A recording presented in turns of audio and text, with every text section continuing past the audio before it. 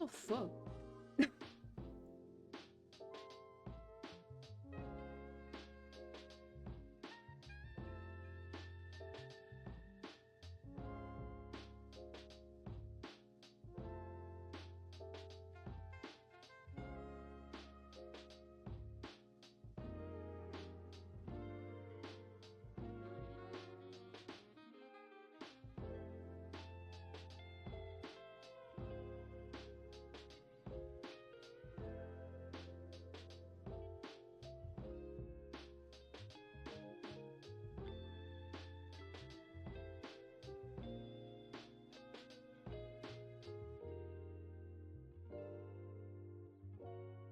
Shit, I was muted.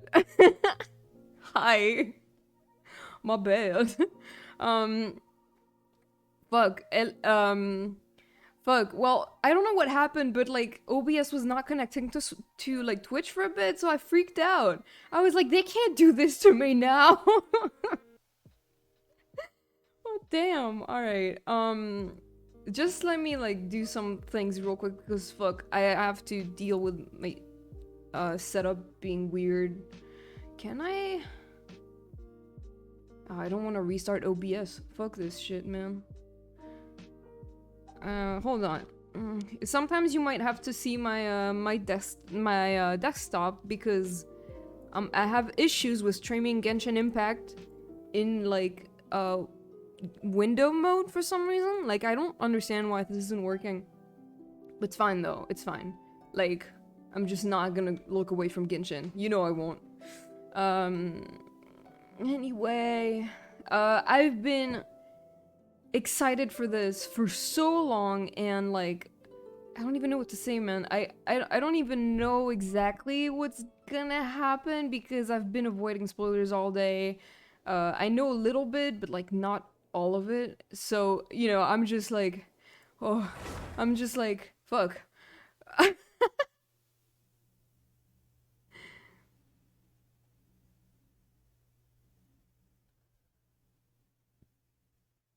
Oh, did I do my dailies even? I don't know if I did it. I might not have done my dailies. Just because like I was just so excited all day and I was like I updated Genshin immediately as I woke up and I just quit the game. I don't think I even did my dailies to be honest, but honestly it's fine if I miss like one day of dailies. I'm not going to do them on stream. I have other shit to do. Um oh, what the fuck? I'm not gonna do them on stream because I have other shit to do, and it's okay if I miss like a day of dailies because I have so many fates, like more than I know what to do with. I mean, I know what I'm gonna do with them in December, but can't use them yet. But it's fine. Like if I don't do dailies for a day, like I'm not gonna die. Why is it taking forever to load? Please, I'm begging you, begging you, hurry.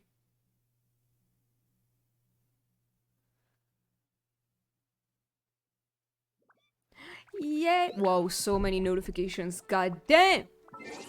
I opened all of this on my mobile already, but it's just like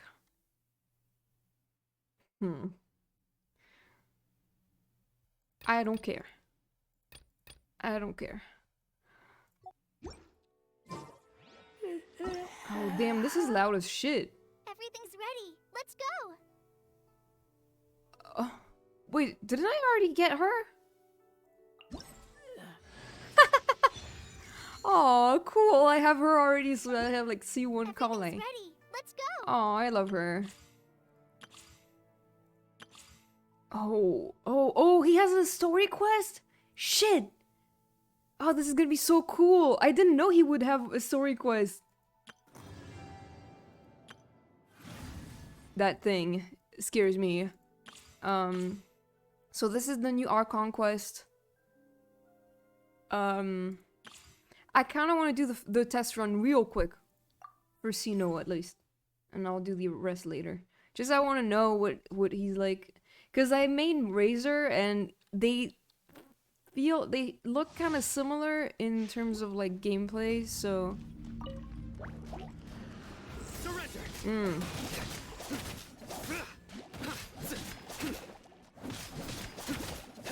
Okay, cool.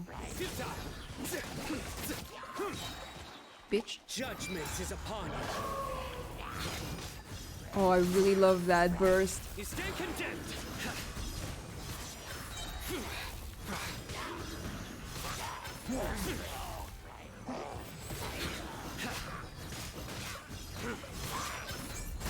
Whoa. Your sins weigh upon your soul. I can hear Yuri Fire Emblem, I love it. Oh, this is so goddamn loud in my ears. I might have to like mess with the sound a little bit because it's so loud. Too loud for my sensitive ears. Your penance is due. I'm soloing this bitch. Dude, die already. That's so cool. He's so cool. He's so cool. I love Sino. I wish I could roll for him, but I swore to myself that I would not. Give me a minute just to mess with the sound a little bit because it's loud as fuck.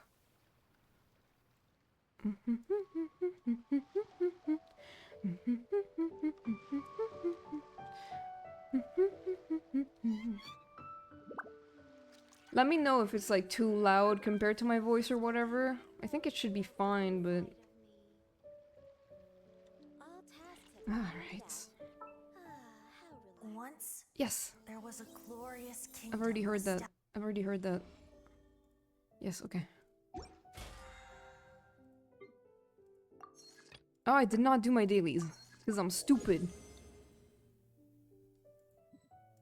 I should have done all of this before I started streaming, but I was panicking. Man. Look, I have 300 fates now. Damn, bitch. Venti.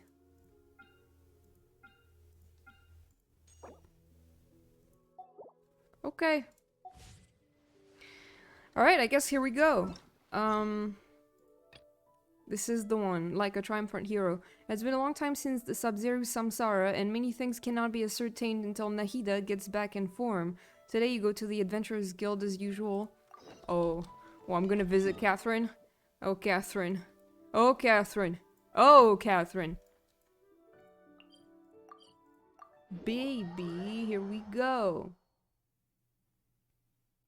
Ah! Not what I meant to do. What the fuck? Sorry, Genshin streams are always like so scuffed all the time.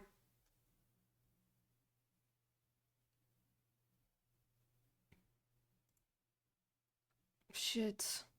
Give me a minute. Ah! What am I doing? Just fuck. Give me just a second.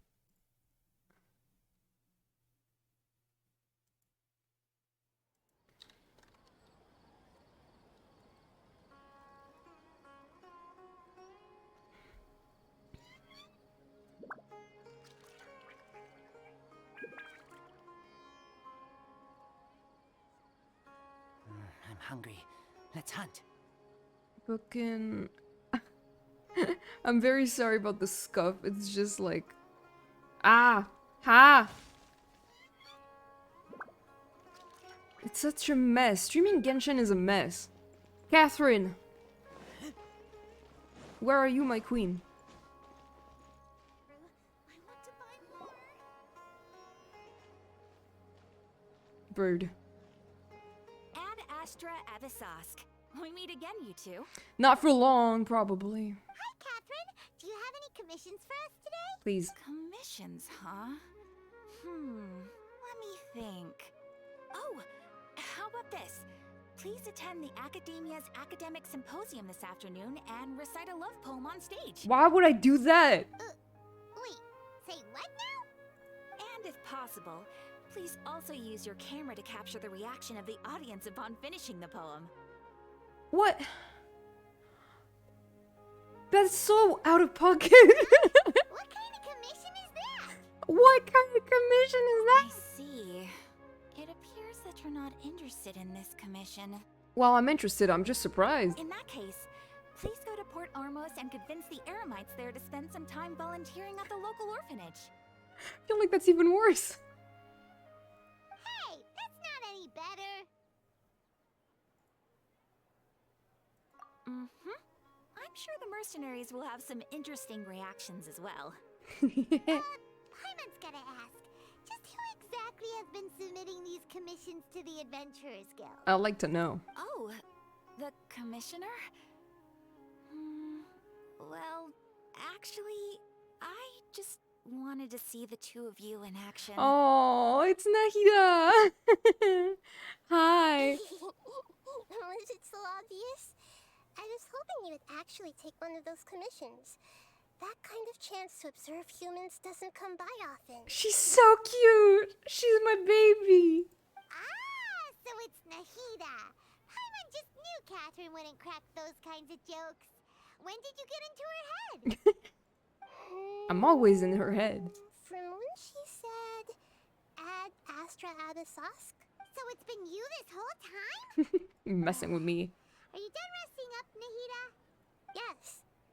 I've been sleeping ever since we parted ways, and I even had a really, really long dream.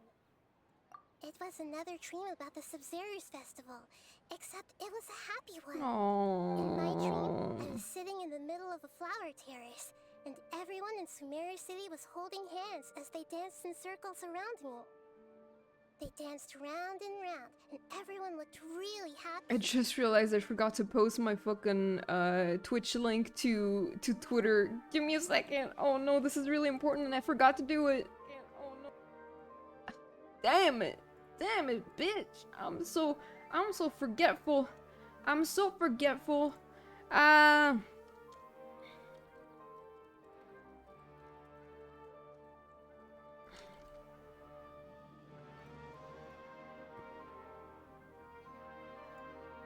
I'm in my clumsy era.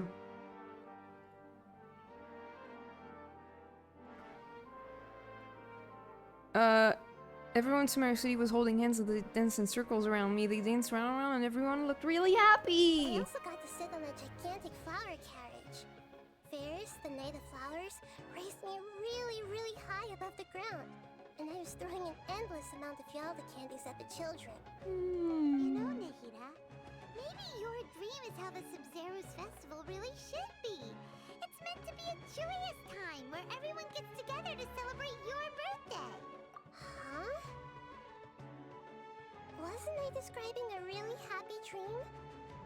Why are you both looking at me like that? Wait, could this be an example of the emotion known as pity? No, it's not, Nahida. Don't worry about it. No, we aren't pitying you. That would only make everything worse. We just don't want you to feel too sad. By the way, have you had a chance to visit Dunyarzad? How's she doing? The Homiyanis haven't allowed any visitors after the festival, so we haven't been able to check on her. Oh. Yes, I paid her a visit right after I woke up. She was resting at the time. Her condition is stabilized. However, since Elazar is a manifestation of the withering on the human body, we can only cure it by finding a way to take care of Irminsul's own withering. Oh, right. But for the moment, our top focus should still be figuring out what the sages are up to and what they're planning. These motherfuckers. Right. Who knows what'll happen if they manage to pull off another scheme like the Samsara of the Sub-Zero's festival. So our first priority should be investigating and putting a stop to the sages' activities. As for how we should pull that off, let's discuss it somewhere else. There are too many adventurers around here. Come along with me. Good point. Sorry, adventurers. We're gonna be borrowing Catherine for a little while.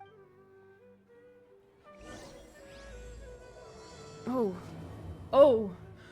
Ooh! I feel like barking. Where? Let's continue our chat here.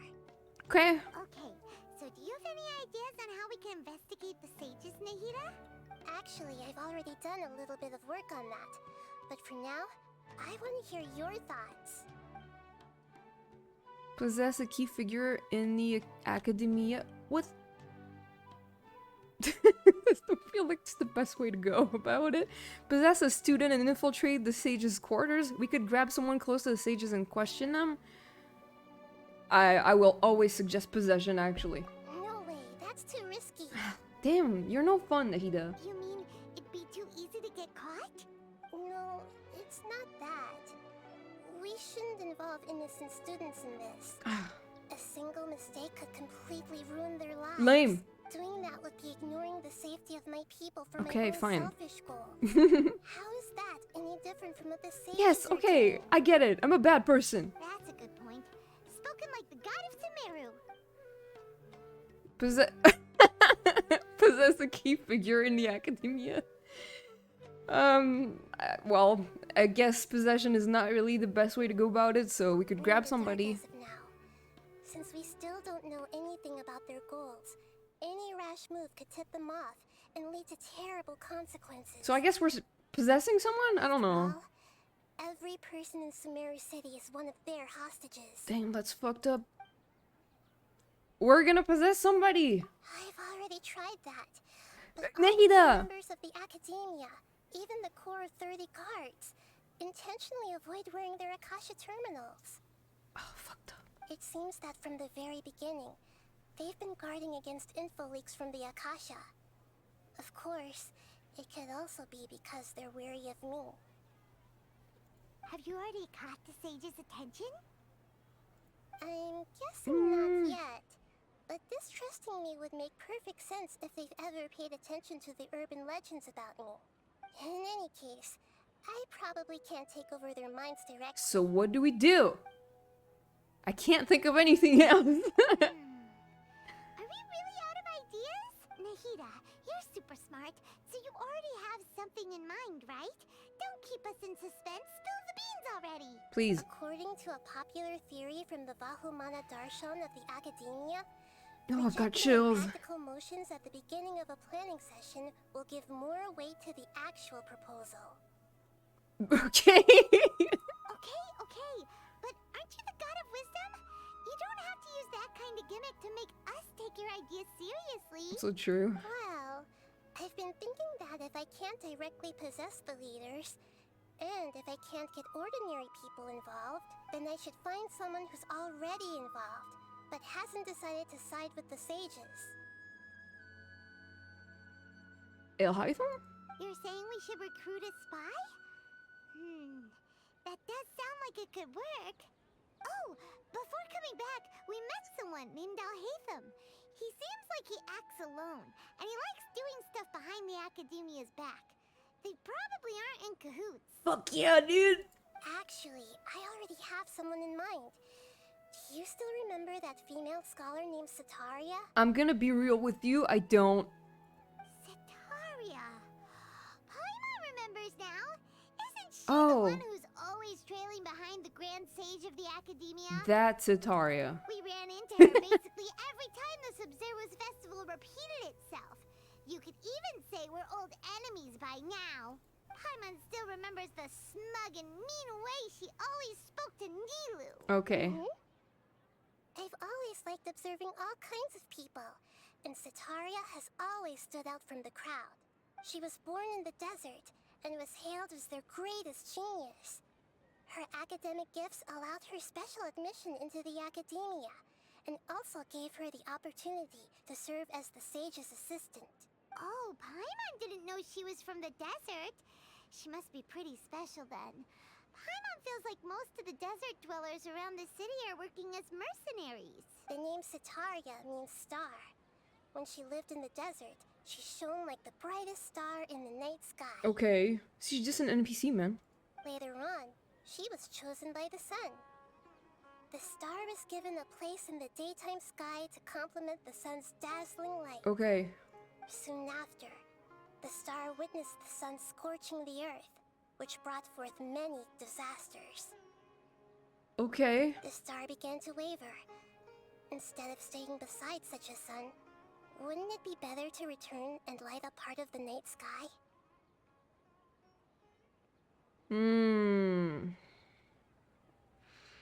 Nahida, can you talk normally? But in the end, she couldn't give up the radiance of daytime. To cope with her shame, the star buried her guilt and closed her eyes. So, okay, so she's like with the sages, but she doesn't really like being with the sages, is what I'm getting from whatever she's saying. From the sound of it, Sataria's just hung up on the research opportunities here. Okay. But she doesn't really support the academia. She still feels guilty about not doing more for the desert, right?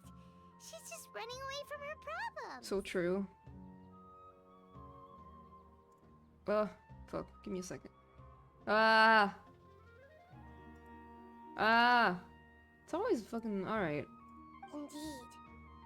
When they are presented with complex moral issues, many people will simply plug their ears and go with the flow until the problem can't be fixed anymore. Yeah. She's suppressing a lot of guilt, but before she realized it, she had already become the sage's accomplice. She can't deny her part in their schemes anymore. Sounds exactly like the person we need. Right. We must somehow make her face her problems again. I will cause problems on purpose. That way, not only can we get useful intel from her, but she can also use it as an opportunity to redeem herself. From my past observations, Sataria will take a day off from the academia every 10 days to do some shopping in the city. Every 10 days? Is that it? Tomorrow afternoon just happens to be a shopping day for her. That'll be our chance. To prepare, let's go check out some of her favorite spots and have a quick chat with a few of the vendors there. Like, does she work on the weekends and stuff? Anyway, I shouldn't question Genshin logic, but... Where am I...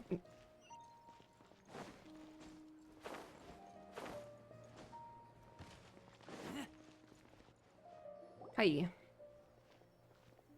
This should be Sataria's favorite fortune-telling spot. So should we ask the fortune teller about Sataria? No, I already have enough information on Sataria. The most important thing now is for you to pay attention to the vendor's talking style and key characteristics. Why? Talking style and key characteristics? Are we gonna possess the street vendor? My poor lost lambs. Have you become troubled over your fates?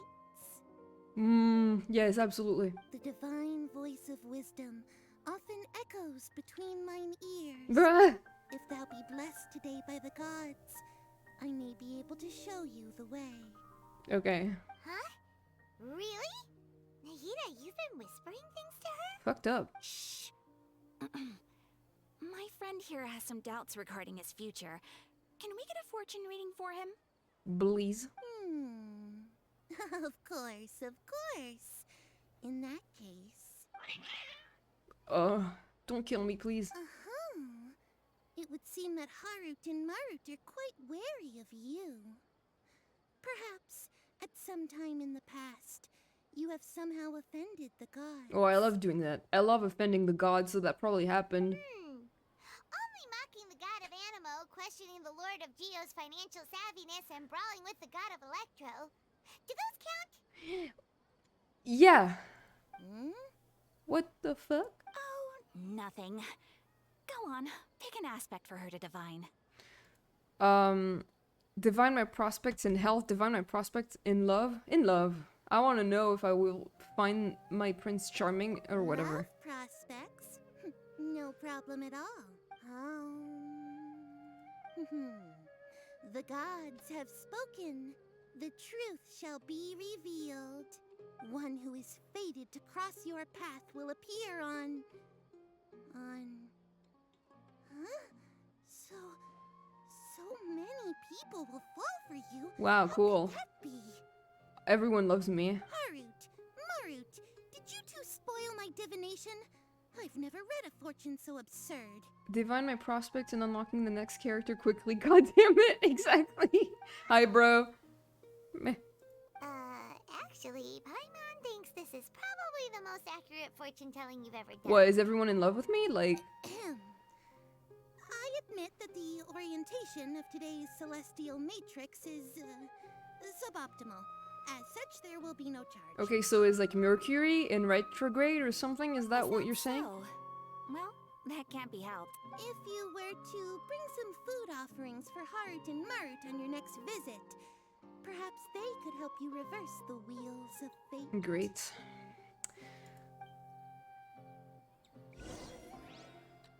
Gather information as instructed by Nahida. Razor, what are you doing? Oh.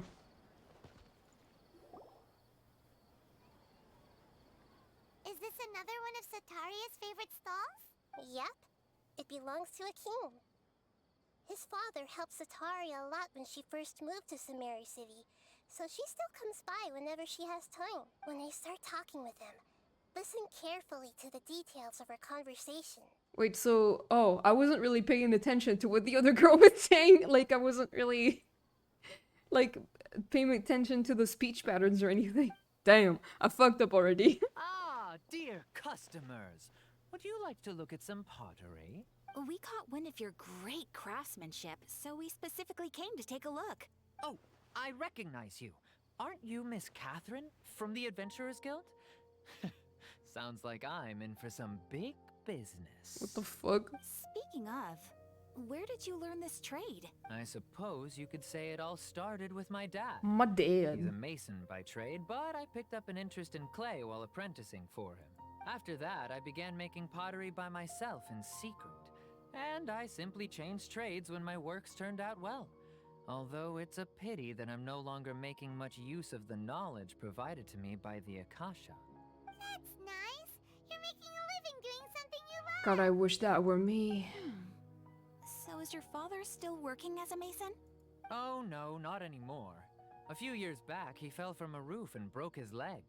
Since he had already saved enough Mora over all these years, he's just enjoying the retired life in Port Ormos nowadays. God, I wish that were me. I see. We wish him peace and happiness in his retirement. Bye! I'll have someone in charge of logistics at the guild come by another day for some goods. We'll leave you to it.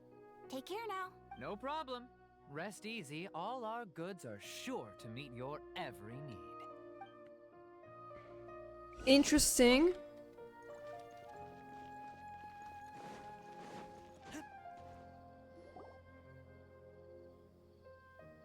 This should be our final stop.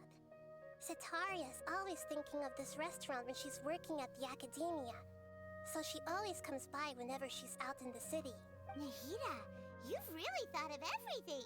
It's my duty to protect Samari's citizens, after all. Bro. Hi there. I feel like I've seen you down by the docks before. Huh?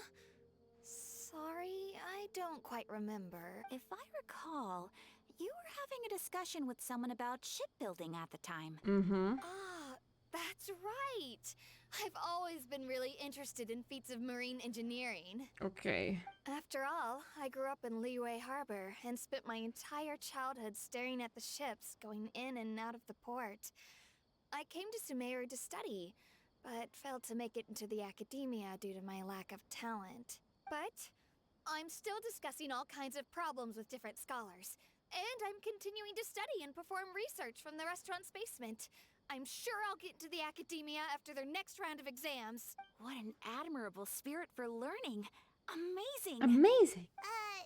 Sure, but you'll find hardworking people wherever you go. So this restaurant Okay, has a basement Paimon. as well? Huh. First I've heard of it. Let's use it. That's right. It's not usually open to patrons. Most of the time, employees use it for breaks or to hold private events. I see. Yes, that makes sense. Well, good luck with your studies, Miss Chishan. Thank you so much. As long as I can make it into the academia I as a still- special student, I'll be happy. I still understand what kind of information she's trying to get from these people. Like... Oh, damn. So, was that everybody? Mm-hmm. 3 familiar faces should be enough for Sataria. What? What's the point of all the information we've collected? Nahida, you still haven't told us how you're planning to make Sataria face her problems. Sataria is already used to avoiding her problems, So we must find a way to break through her usual sensibilities. I remember that you mentioned that the Eremites in Port Ormos are all making a fuss about the upcoming resurrection of the Scarlet King. I love that they had to replace, like, they put the King Deshret above Scarlet King because they don't really call him that anymore.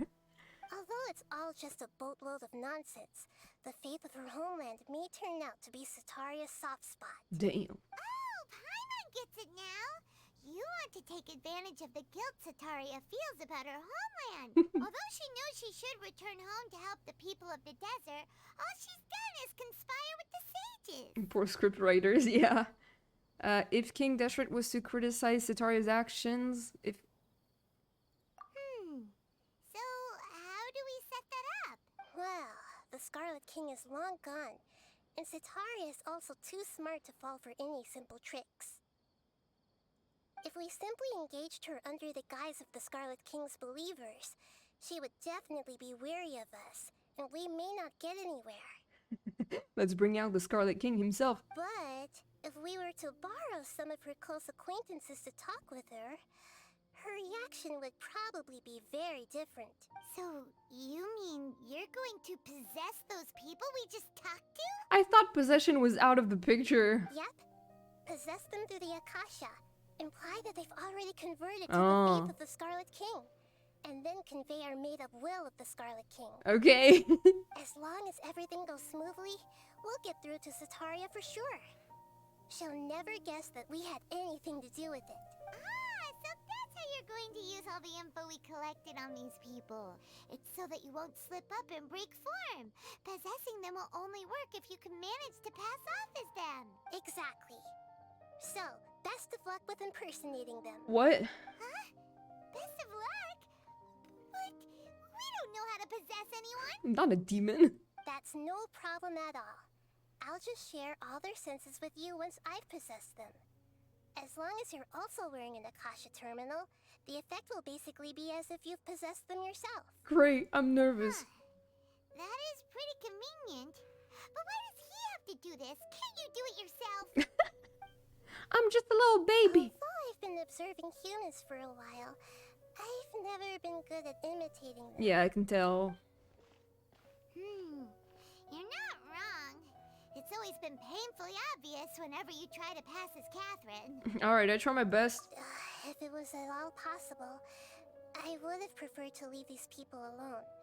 But seeing how things are now, I probably should just accept it and push on. You did take notes on those NPCs' lives and passions, right? No. Absolutely not. Yeah, don't beat yourself up over it. We're only doing this to help Hi, everyone, Angry Man, and we'll what's only up? be borrowing them for a little while anyway. Alright. I let's fucked give up. it a go tomorrow afternoon. Tomorrow afternoon, you say? Wait until the following afternoon.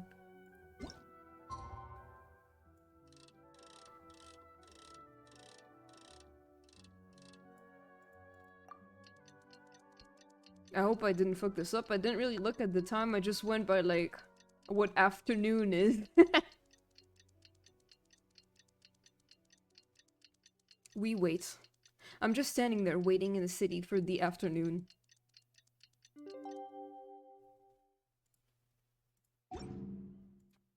I keep watch. You Go leave, to the market you and call. carry out Nahida's plan. Whoa! Whoa!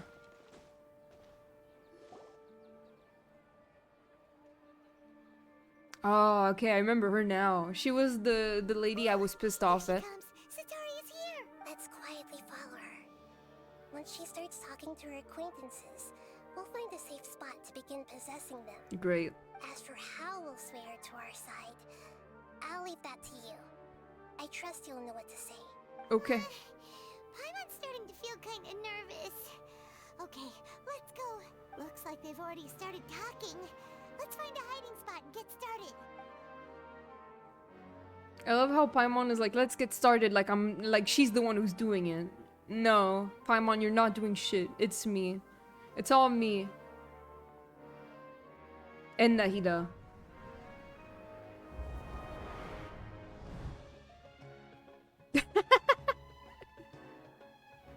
That's That's right. You really can't force anything when it comes to love. And besides, everyone around me has a very different background and outlook. Okay. Are you still listening to me, Nabia? Oh, of course I'm listening. You were talking about troubles with your love life, right? I heard everything you said. Totally. Okay then. You just seemed a little distracted for a moment there. Strange. Your cats seem pretty worked up. Is something wrong? No, it's okay. Don't worry about it. They were quiet, happy kitties. Oh, what are their names again? Harut and Marut. Ah, that's right. They are just little darlings, aren't they? Harut and Marut. I remember that. So, which fortune do you want me to read for you today? You must have come for another echo of the divine voice of wisdom. I'd like to get another reading on my love prospects, but to be perfectly honest with you, I feel like I've been a real mess recently. A mess? Well, could you do a reading on how long it'll take me to finish my current project at work? I really just want to get Look it at over Paimon with. in the back. I hear you. No problem at all. The gods will reveal the truth.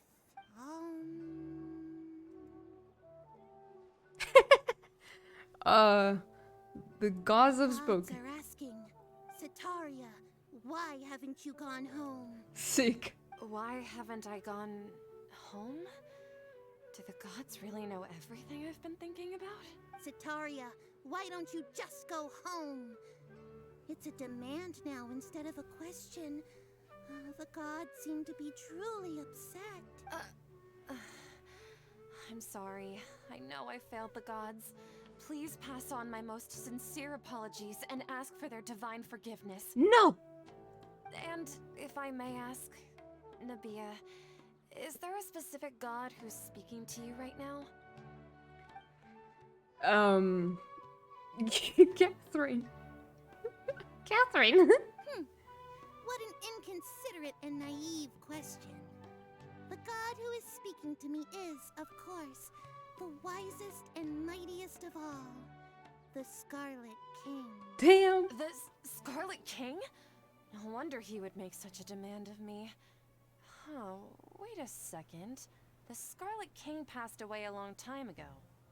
Even though news of the Scarlet King's resurrection has been spreading like wildfire, it's all just a misinformation campaign from the academia. How can the Scarlet King still exist in real life? Huh?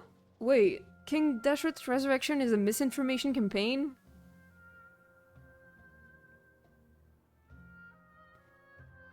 What? For real? What insolence! I am the Scarlet King's most loyal believer. Do you wish to refute his voice of wisdom? Wait, what the fuck? Oh, no. As a child of the desert, I am only reveling in his power upon learning that his divine glory has touched even this city. Meh. I will think very carefully about his demand of me. I'm sorry. I must go now. Well, that was easy.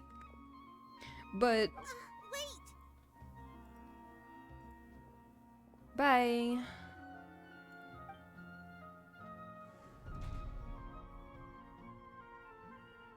No one was here at all. Whoa, she just ran off in a hurry. She looked pretty upset too. Well done.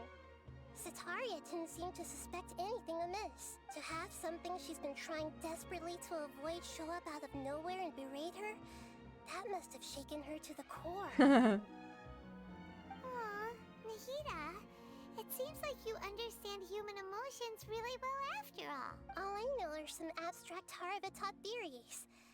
Oh, In okay. any case, my time with you has shown a lot of them to be utterly useless.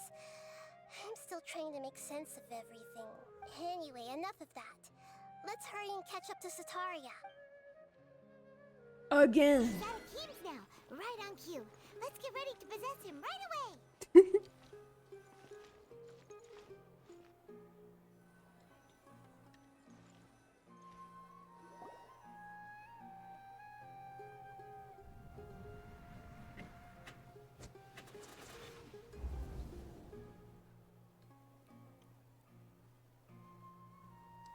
It's okay. I just got caught up in something. Oh, actually, didn't you ask me to help you look for work? What kind of work were you looking for again?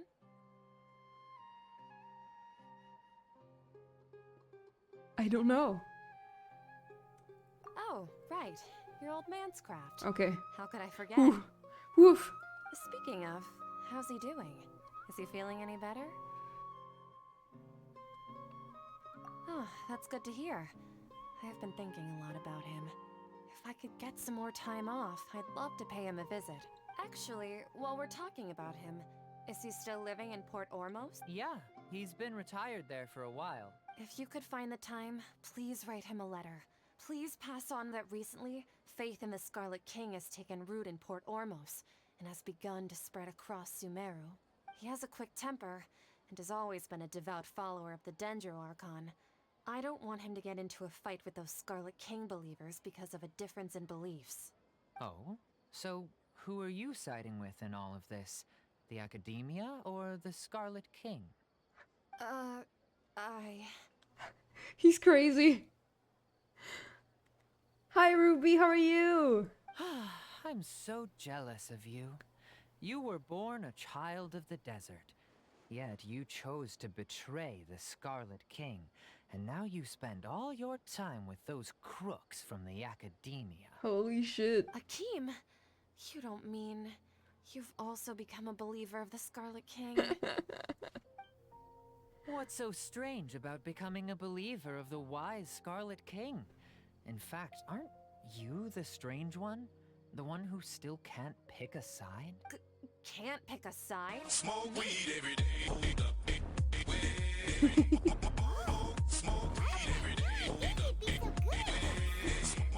Thank you for the smoke weed. You really zeroed in on the issue and put it right in front of her. It might feel a bit overwhelming I love for it. Sataria. But once everything is over, I'll be sure to pay her a visit to her mind and explain everything. Anyway, let's keep going. Oh my god. We're making this lady suffer. Come on! Sataria's already started.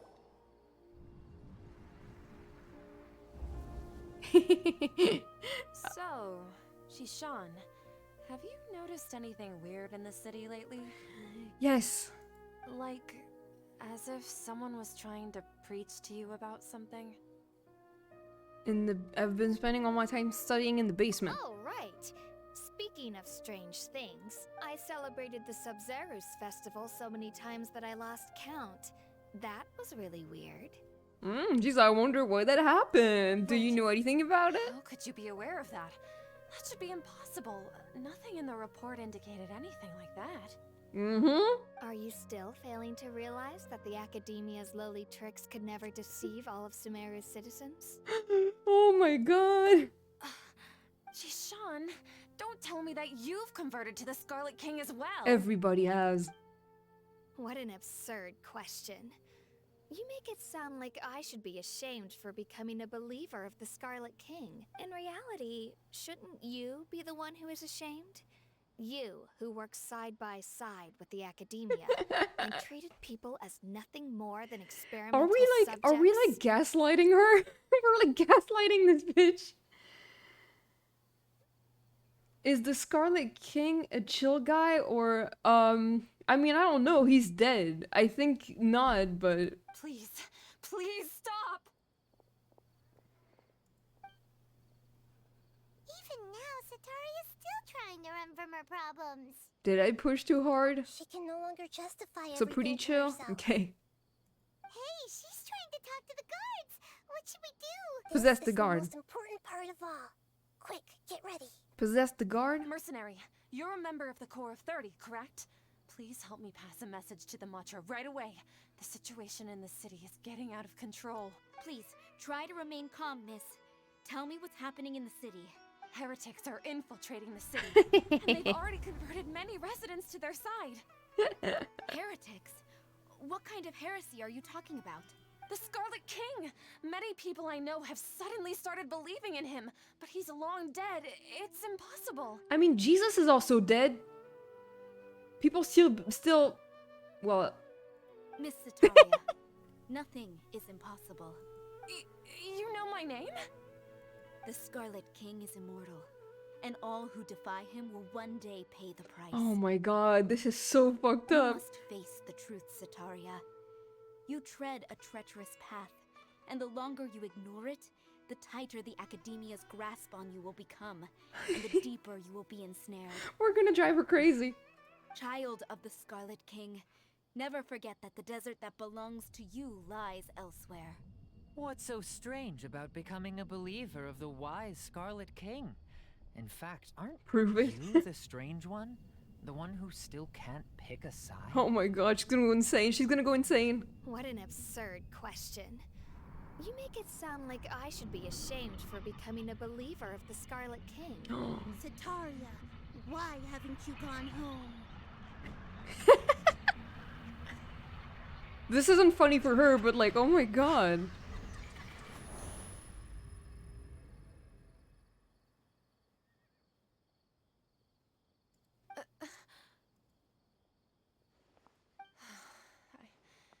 It seems that no matter where I run, I only keep finding more believers of the Scarlet King.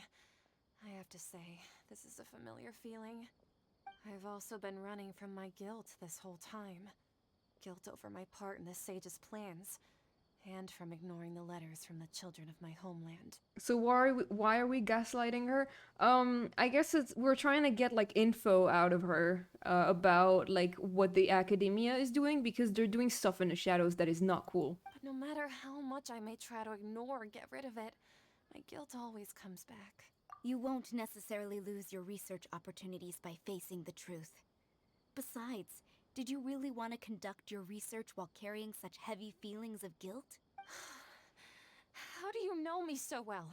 Are you truly just a believer of the Scarlet King? Or are you the god himself? Close. That's not important. The important thing is to pass judgment on the academia and its sages, and to correct their mistakes. If you could provide some assistance in this matter, perhaps it could serve as a form of atonement.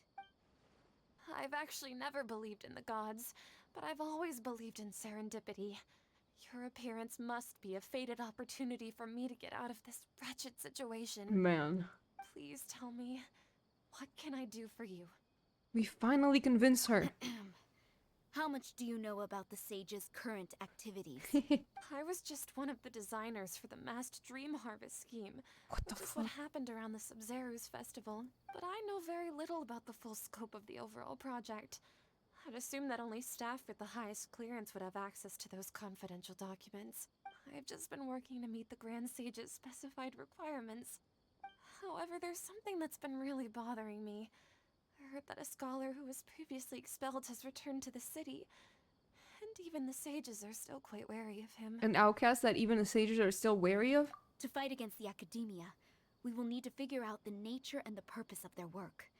Is there a way for us to get access to the confidential documents you mentioned? It should be possible if we're willing to take some risks. After all, I'm an assistant to the Grand Sage, and I've been working on many tasks outside of the project. One thing, though, I won't be able to transfer the documents to you through the Akasha once I get my hands on them. The sages have always closely monitored all activities within the Akasha. Let me see... let's use the most primitive method. Send someone to pick up the documents tomorrow evening at the Academia entrance. Okay. The Academia entrance. Wouldn't that be too conspicuous? Don't worry about that. I assure you, this won't be a trap. I'm only suggesting this location because it'll draw more scrutiny for me to leave the Academia again. It'll be safest for me to distract the guards long enough to hand you the documents. All right, I trust you. So, if I were to successfully complete this task, would it mean I've atoned for my wrongdoings? That'll depend on the judgment of the Dendro Archon. The Dendro Archon. That's right. Her people are the ones we have endangered. As the god of wisdom, she's also the one responsible for judging and guiding the scholars. Maybe it's time for me to find a god to believe in. Just as Nahida predicted, we've managed to bring Sataria to our side. The Traveler's execution was ingenious. He's the one who deserves all the praise. Well, Now that we've made plans to meet again tomorrow evening, all we can do is pray for Sataria's mission to go off without a hitch. Pray? But if we're going to pray to the gods, aren't we just praying to you? God of wisdom and guardian of the scholars? No. The truth is the true guardian of scholars. I've always believed that. Anyway, let's meet again tomorrow evening at the Adventurers Guild. Alright. There's a lot of waiting involved. Wait, this said 7 p.m. the next day. Oh my god, are you serious right now?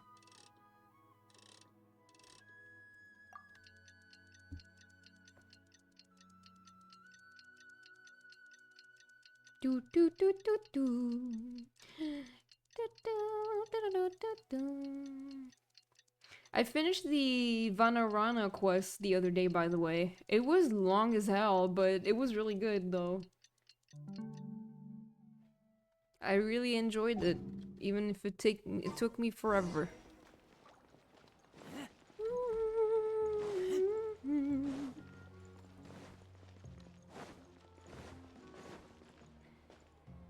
Catherine, we're here! Oh, you are the other Catherine, right? That's right. I suppose I'm the other Catherine in your mind. Can't we just call her Nahida? Shh! We're on a secret mission tonight, so we need to protect Catherine's identity. Yep, Paimon's right. We cannot fully rule out the chance that the meetup tonight is just a trap. I feel like it's gonna be a trap, man. I don't If know. something were to happen, my existence may be the only trump card we'll be able to play. After all, the academia should still be unable to confirm the existence of my consciousness in the outside world. Yep, exactly. Just what Paimon was thinking. I somehow doubt that. Anyway, enough about that. Let's just make sure to be on our guard. Speaking of which, don't you feel like something is off? Off? What do you feel is off? It's just a little too quiet around here. It's the middle of the night. Of course it's quiet. You're not getting paranoid, are you? No, I think he's right. It really Where's is a everybody? lot quieter than usual. If you look around, there seems to be fewer people on the streets. I'm not sure if this is the case for the entire city, though. Huh. Maybe it's just a coincidence. Maybe Sataria figured out a way to not only distract the guards, but also to get everyone to go to sleep early, just so we can exchange the documents in peace. I also can't quite figure out why things feel a little off. But now that we're here, let's go ahead and meet her as we planned. Well, regardless, as long as you're here with us, Paimon feels a little safer. Oh my god. Oh my god, let's go to the academia. Oh my god. Huh. There really aren't many people out right now. Let's hope it'll be this quiet in front of the academia, and that Sataria managed to distract all the guards. What the fuck? Where's everybody? This is so weird.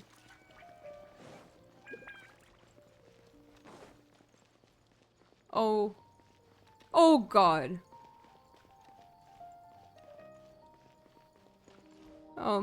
Hi everybody. I have a bad feeling about this. Or a good feeling? I don't know.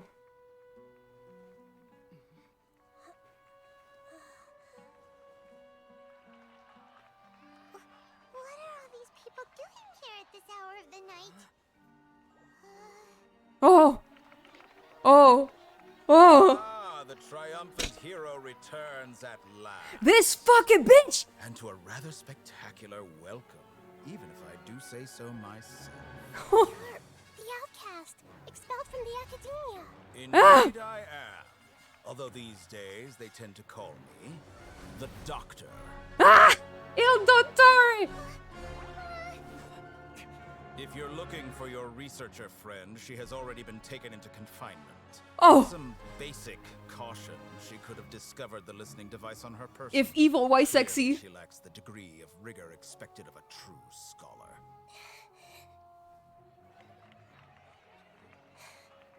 The people of Sumeru City. What have you done to them? I simply made some minor adjustments to their Akasha terminals. Now they can deposit information directly into the subconscious. What the As fuck? you can see, all these lovely people now believe this traveler is a hero who has just saved the world. Why would you do this? My experiment is a success. And now it seems they can no longer hold back their sheer adoration. Oh, are they gonna trample me, kill me? What should we do? These are all just regular people. We can't kill them. Leave now. You need to get out of here. But that guy's a Fatui Harbinger. We can't just leave you here. Nor can I abandon the people of Sumeru. Oh, Nanda! She's so cute. She's so baby. Oh. Everyone go to bed.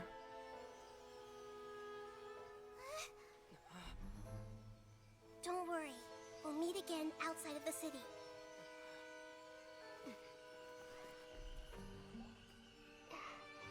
I see. You appear to have overridden their mental faculties with your own consciousness. To possess such a powerful mind, you must be the god of wisdom. Ah.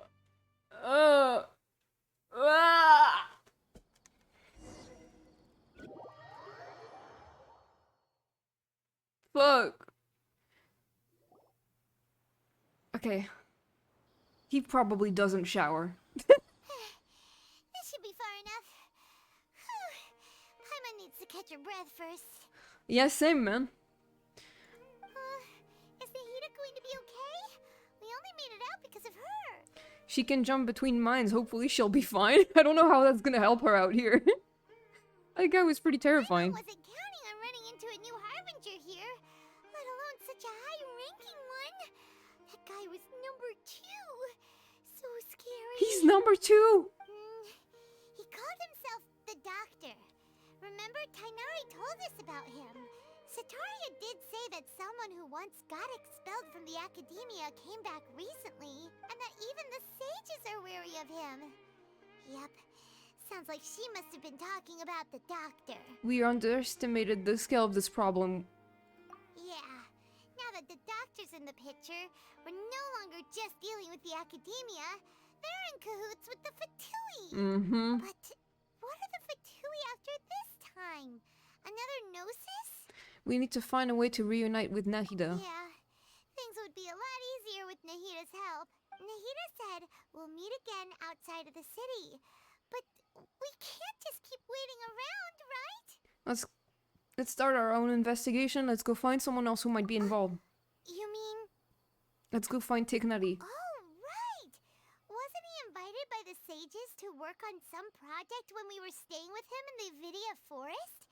That has to be the same project. Even though he turned it down at the time, he might still know something.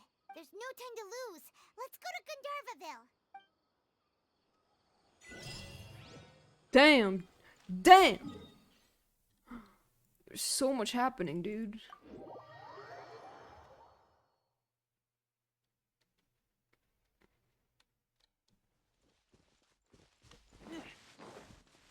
Tignari. Girl, help. Girl, help. Girl, help. I'll get that later. I don't have time for the Denjo Kyulai. Shut up!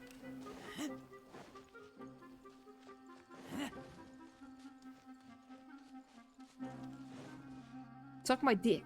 Hold it right there. A blonde-haired traveler and a floating fairy. We've got you, all right. Take a look around. You've fallen right into our trap. No, you've fallen into my trap. Are you mercenaries from the Corps of 30? Did you come here to arrest us? Corps of 30? We're nothing like those government lapdogs who don't even get scraps for their work. We are an elite brigade that commands the highest commission rate in all of Sumeru. We're here on the orders of a client known only as the Outcast.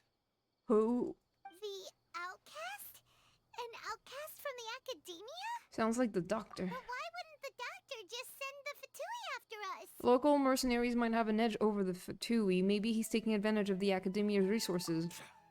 Still wasting time on idle chit-chat. We'll shut you up soon enough. Get them! Got him! You're up, Traveler! Time to fight. Time to kick some ass. Let me leave you alone. Shiver! Yeah!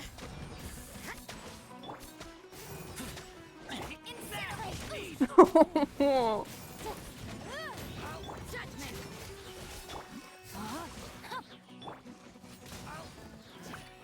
New punching.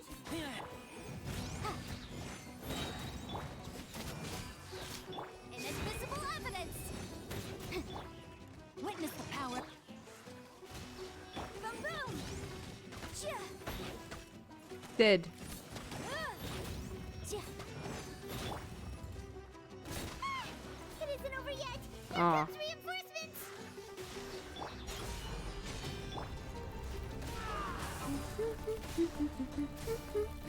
Poor people doing all the fighting while the traveler takes all the credit. It's so true. Man, what was this guy doing in midair?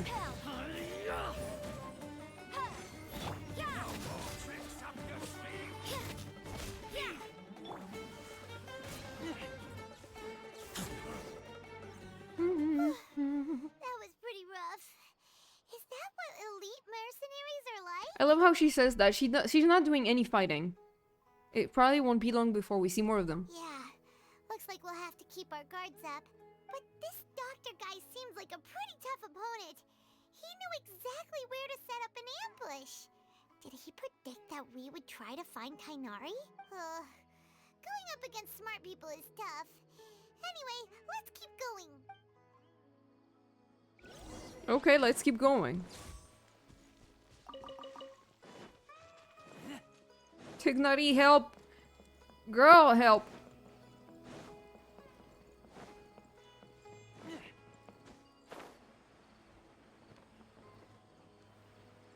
Where are you?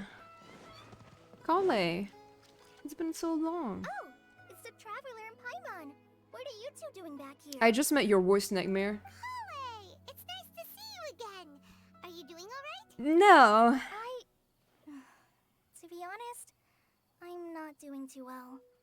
My Elazar has been progressing at a faster rate lately. I'm finding it harder to complete more intricate tasks. I'm sorry, As a Kale. result, Master Tainari is taking me off the patrol schedule. He will only allow me to stay here and coordinate other people's tasks. Oh, Kale. It seems that curing Ermin's soul is our only chance. Speaking of Tainari, did he go off on patrol? We're here to talk to him. Oh, Master Tainari? He just left the Avidia Forest a little while ago. He was headed to Party's DI. He left? What? Isn't Tainari always saying that he never wants to leave the Avidia Forest? He even turned down the Sage's invitation. I thought it was weird too. Master Tainari always prioritizes his work as a forest watcher above everything. He almost never leaves his post. He left in a hurry this time, though. He didn't give a reason? No, I only found out that he left through a message he left behind. He also made sure to delegate all his tasks using a schedule. To leave in such a hurry? I'd guess he had something urgent to take care of. Worried. Master Tainari originally studied in the Amorta Darshan of the Academia, and Partis DI is something like the Amorta's research base. Many rare shrubs and grasses have been planted there for research. I know that before he became a forest watcher, Master Tainari once spent a long time conducting research at Partis DI. Ooh, it's raining so hard right now. What the fuck? A research base, huh? Gotta wonder what kind of research. I hope you're not Tainari hearing just that. decided to work on all of a sudden. Oh, we don't have a lot of time, so let's go look for him at Party's DI. It's like hitting really hard on my ceiling window. Please take care of yourself, Kale. Don't push yourself too hard, Kale. Don't worry, I'm fine. I'm used to living with Elazar by now. If you run into Master Tainari, please send him my regards. I will. Will do. See you later, Kale. See you later.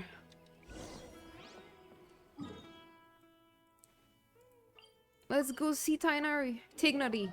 I have to be careful because I'm trying so hard to like pronounce the names correctly. But because the game always says Tainari, I'm like, my brain is like, this is how it must be pronounced, but it's not! Wait! Look who it is! Who? Catherine? Thank goodness you're okay. We were so worried about you. You are Nahida, right? Hey! This was supposed to be a touching reunion, but you're ruining the moment! Okay, Paimon, fine. Actually, it's very smart of the traveler to be wary of me right now. After all, the doctor has shown that his technology can apparently even control human minds. You're not human, though. Plus, it's not like you could have known what happened after we split up, and I was facing the doctor by myself. Even a pool of stagnant water after a torrential storm can occasionally pass as a patch of sky. I wish you would stop talking in riddles. Paimon feels like only the real Nahida could come up with such an obscure analogy. True. Huh? But I wasn't trying to win your trust or anything. All I wanted was to clarify my point. That didn't work. Well, we understand that point now. Please, Nahida, tell us more about what happened. Are those poor people all right? When you left, I was still in the middle of restoring everyone's minds. Thankfully, when the doctor mentioned depositing information into the subconscious, he didn't mean engraving information into their minds. Instead, he did something closer to creating hallucinations. That was still within my power to fix. Okay. Luckily, I managed to finish my restorations and mind jump away from him just as he was about to capture me. Mind jump away from him? What a relief. The doctor sure pulled out some hidden cards. The fuck does that mean? Good thing we had Nahida with us. I wouldn't be relieved just yet. I gave away my true identity when I restored everyone's minds, which means we've lost another one of our trump cards. Also, the doctor is already an expert at modifying Akasha terminals. Maybe it's only a matter of time until he captures my consciousness inside the Akasha. Would that mean you'd no longer be able to jump between minds? Then how do we stop him? He's still at the academia, so it's possible he already started messing with the Akasha. We need to hurry. Our position will get worse with time. It feels like he's toying with us. What a nasty piece of work. What a nasty piece of shit! Yes! The doctor's combat ability alone is apparently enough to make him worthy of being number 2 of the Fatui. We shouldn't give up hope just yet. Let's try to find another way to attack this problem. Actually, Nahida, how did you know we were trying to get to Party's DI? Have you been waiting for us? Yes, I have. I can see the traveler's elemental energy, so I deduced your destination by looking at the direction you were moving in. You didn't come here for sightseeing, right? Did you find any leads? We're looking for a scholar we know. His name is Tainari, and the sages once tried to reach out to him. Why don't you come inside with us and see what we can find? Okay. Let's just hope we won't get him into trouble. I will cause problems on purpose.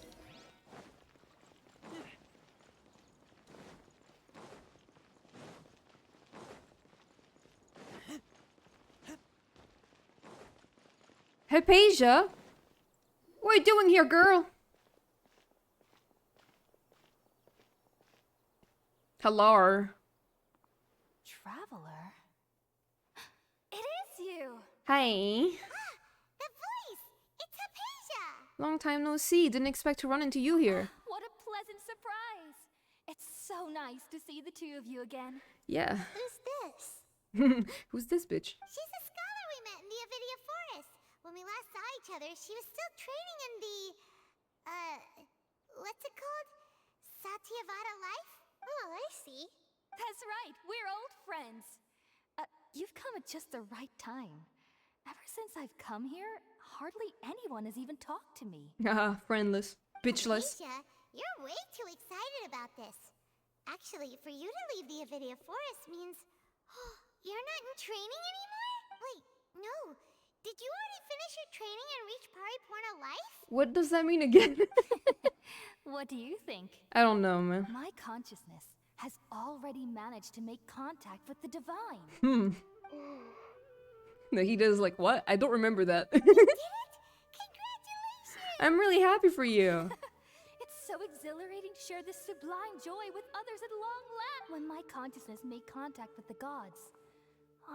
What a supreme and unparalleled experience that was. Are you alright, girl? That sounds incredible! incredible! Actually, we're here for Tignari. We're in a hurry, so let's chat about this next time. Oh, all right. Actually, please wait. I haven't forgotten my promise to you. Something's wrong with her. Remember? I promised to help you understand what you saw from Irminsul once I gained deeper insights. Yes, please. My current self has not only gained true insight, but I can even help you establish a direct connection to the consciousness of the divine. Okay. You can do that? Do you believe her, Nahida? I've never heard of anything like that, but if you want to give it a try, I'll do my best to protect your consciousness during the process. Let's go. Hold on. I brought some spirit borneo with me. Let's get high. This is still a crucial part of the ceremony. Let's smoke weed. We're using that incense again? Yes, absolutely. All right now. Hold my hand. I'll help you establish a pathway to connect your consciousness. Okay. Ready? No, but let's go.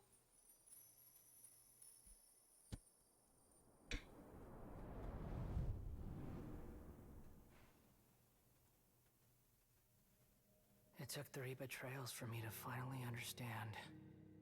The world is just an elaborate tapestry of lies. Oh my god. Finally. Will never be quelled. Finally. He's here. The Ah. first to betray me was a god. My creator. My mother. Ah. Valuing strength above all. She saw no worth in me and I was discarded. Whoa. The second was a human. That's what My family. My friend. Consumed by fear, he saw me as an abomination. The third was one exactly like me. A hope for the future. A fledgling barely out of the nest. Powerless before his mortality, he broke his promise to me. Humans, they can't be trusted. And the gods fill me with pure loathing. So I said good riddance.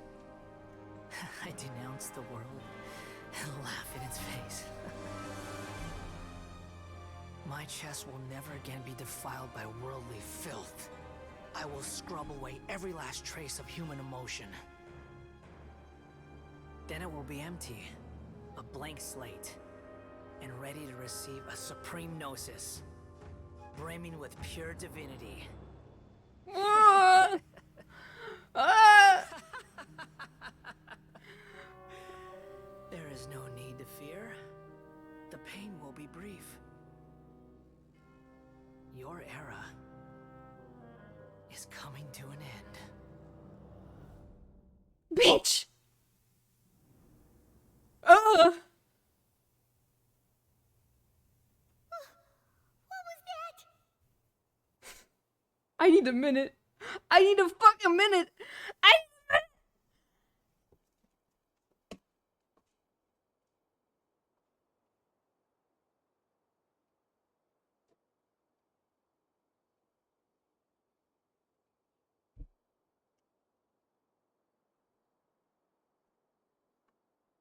I'm shaking. I'm shaking. Oh my fuck. Oh my god. That was so worth the wait. That was so worth the wait. This is neither the Greater Lord's consciousness nor King Deshret's consciousness. Did we actually just see the Baladier's memories? Everything matches what we know about him. Oh my god, that was sensational. But how is he connected to the divine consciousness that Hypatia was talking about? I don't fucking You saw know. it, right? You felt it, right?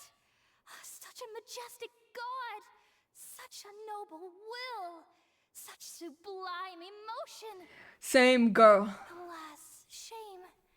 If only that which beats within my chest wasn't a filthy mortal heart. Oh, great and merciful God, Please grant me forgiveness and salvation. She's gone insane. Do you understand now? I'm afraid this is no periportal life, but rather... Insanity. Wake up, Hypatia. You! Why are you so mean to me?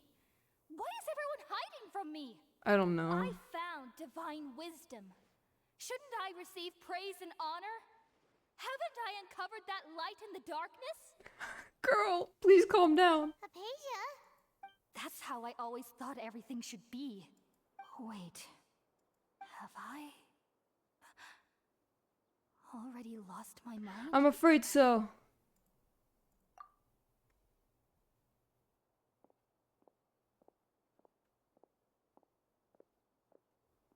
Goodbye. Wait,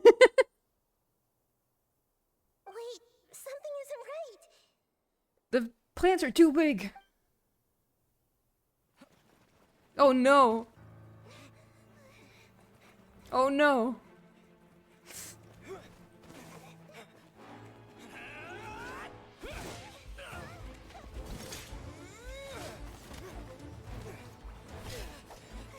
Oh my god, these cutscenes are so badass.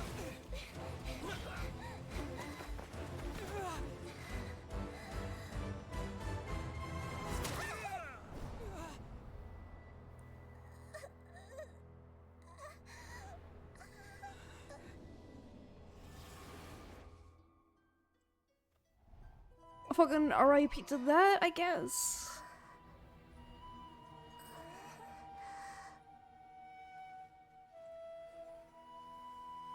Oh, Nahida. Ah! Garamoose jump scare.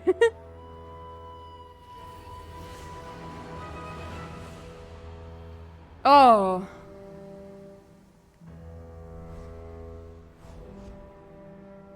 It's the music.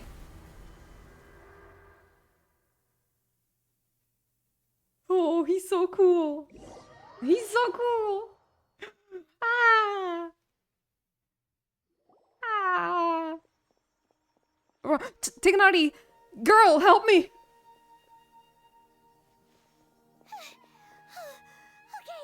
we finally lost him. Yeah, but Catherine's dead. Are you okay, Nahida? Wait, no. Something feels different. You're back! She possessed me. Oh, the Traveler's back? It's me. What just happened? Nahida was controlling your body for a while. It seemed like she jumped over to you as an emergency measure right before the Catherine puppet was destroyed. After that, Tainari heard the commotion and came over. He helped us defeat the mercenaries and then he ran with us all the way here. This time she didn't just transfer her mind into my body. Our mind swapped places. What? You swapped places? You mean your consciousness also went into Nahida's body? Oh, so she's like in jail right now? Wait, then where is Nahida's consciousness? Where is she now? I never imagined that an individual's consciousness could be transferred around like this. Had I not seen it with my own eyes, I would have never believed it. I don't think this can be achieved with current human technology. This is God stuff. You wouldn't get it. While we were running, the consciousness in your body told me to pass on a message. She said, "The doctor has found a way to trap my consciousness, so I can't journey with you anymore." No. But even in a moonless night, a shower of starlight can still drown out illusions and lies. Oh no! Nahida's trapped in the sanctuary of Surasthana for good this time. But I love Nahida. Is that message all she left for us? It's pretty vague. It's in a code that only we know. We can't let the doctor figure out what we're up to. Oh, that makes sense. Since the doctor captured her, she won't be able to say anything without him knowing. She's being extra careful. Okay. Even in a moonless night, a shower of starlight can still drown out illusions and lies. Huh. Paimon knows the moon illusions and lies are from the alchemical divination at the Sub-Zero's festival. Didn't Nahida use a starlight analogy before? It had something to do with Sataria. The moon refers to Nahida herself. Starlight refers to the people of the desert. Illusions and lies refers to the Academia's plan. Oh, that makes a lot of sense. Huh. Do you think Nahida was telling us to go find help in the desert? But she isn't with us anymore. think we'll be okay? Paimon, you said Sanctuary of Surasthana. Does this mean that this Nahida you're talking about, the consciousness who was occupying the traveler's body, is the Dendro Archon? Your guess is correct, but the situation's a bit complicated, so it's really hard for us to explain right now. That's all right. A scholar's curiosity doesn't need to be appeased right away. As for the complicated nature of the situation, safe to say I have witnessed that for myself. I've spent some time with you, and it looks like the Dendro Archon's also on your side, so I trust you. Thank you, Tainari. Oh, actually, we came here to ask you a question. What do you know about the project that the sages have been working on? Ah, that. While I was indeed invited to join that project, the sages were always secretive about its scope and goals. So I eventually declined. All I know is that that project has something to do with the restoration of Irminsul.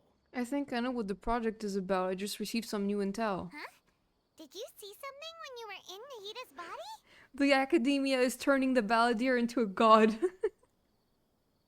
I love that for him. What? Do you have any evidence? No. You just trust me, dude. I saw a nascent god under construction. A page also showed us a so-called divine consciousness.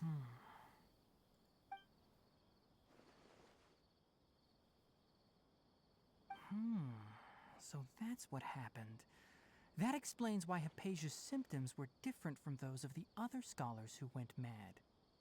It's because she made contact with the consciousness of a new god who is still in the process of being born. Tainari, did you leave the Avidia Forest because of Hypatia? I realized it earlier, but in the cutscene with Scaramouche's backstory, the friend that they showed, wait, why am I crying?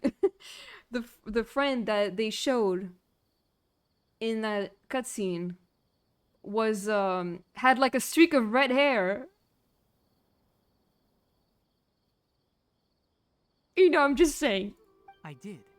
I noticed Hypatia's mental anomalies. Oh my god. Since her symptoms were rather atypical, I secretly took her to Pardes Di and began searching for a way to return her to her normal self. He was gonna study her in a lab. If I didn't take action, Hypatia would have already been taken by the Matra to the desert, doomed to a life of exile at Aru village. Man. Now that you mention it, I knew the Academia has never thought particularly highly of Lesser Lord Kusanali, but I still didn't expect them to do something as arrogant as creating a new god. Looks like I made the right decision by not accepting their invitation. The Fatui is also behind some of this. The Fatui may have fanned the flames. The Doctor and the Balladeer. We have 2 Fatui Harbingers in Sumeru. Sounds like we're in for a bad time. Sounds like a good time to me. From your description, I don't think they've completed their project. There may still be room for us to intervene. But then, what is the connection between creating a new god and restoring Irminsul? Yeah, it feels like we're still nowhere close to figuring out the sage's goals. Let's head to the desert for now. We must stop them no matter what. Right. We've pretty much gone over everything we need to know, so we should head out. How about you, Tainari? What are you going to do? I'll stay here for now. I still want to try a few more things to help Hypatia. If you're planning to go into the desert, start by heading for Caravan Rabat.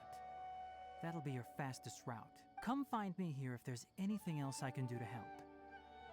May the spirit of wisdom go with you. Thanks, Tainari. Hopefully Hypatia will feel better soon. We're off then. I feel insane. I feel insane. Like, I feel insane. You don't understand. I'm not okay. I will die. And this is only the beginning. Like, what the fuck? What the fuck? What the fuck? What the fuck?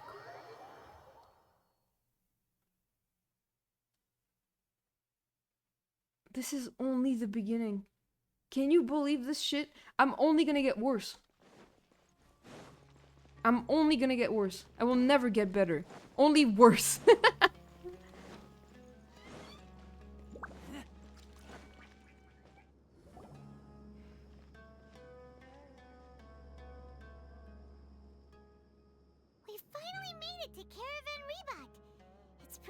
exactly here. I've already been here. So, just past this wall is the desert, huh?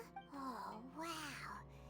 Paimon remembers hearing people call this the Wall of Samiel.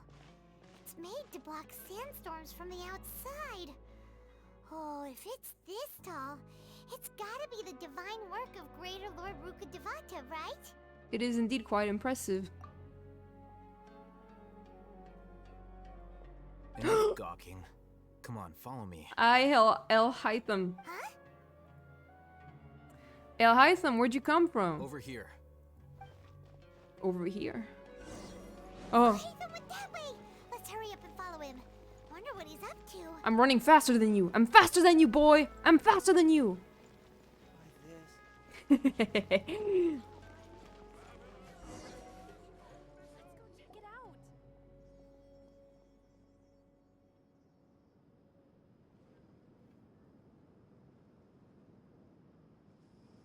What the? Where did he go? Man, I don't know. How did we lose them? They were just here a second ago. More Eremite mercenaries? Who are they working for this time? Anyway, Traveler, it seems like we were being followed again. You were too careless. You should have noticed those hopeless amateurs trailing you a long time ago. Thanks, El Hytham. There's no need to thank me. I've never cared to keep track of personal favors. All I did was correct a mistake I happened to come across. It's a habit I developed at the Academia. You really gave Paimon a scare, Alhaitham. We never thought we'd run into you here. Last time we met at Port Ormos, didn't you say you were going back to the Academia? Wait, don't tell Paimon that you're here to take us back on their orders. Oh, so you've already landed yourselves on the Academia's hit list. Good job. I can't say that I didn't expect it. Travelers start shit everywhere they go. However, had I wished to turn you over to the Academia, don't you think you'd already be the Eremites' honored guests by now?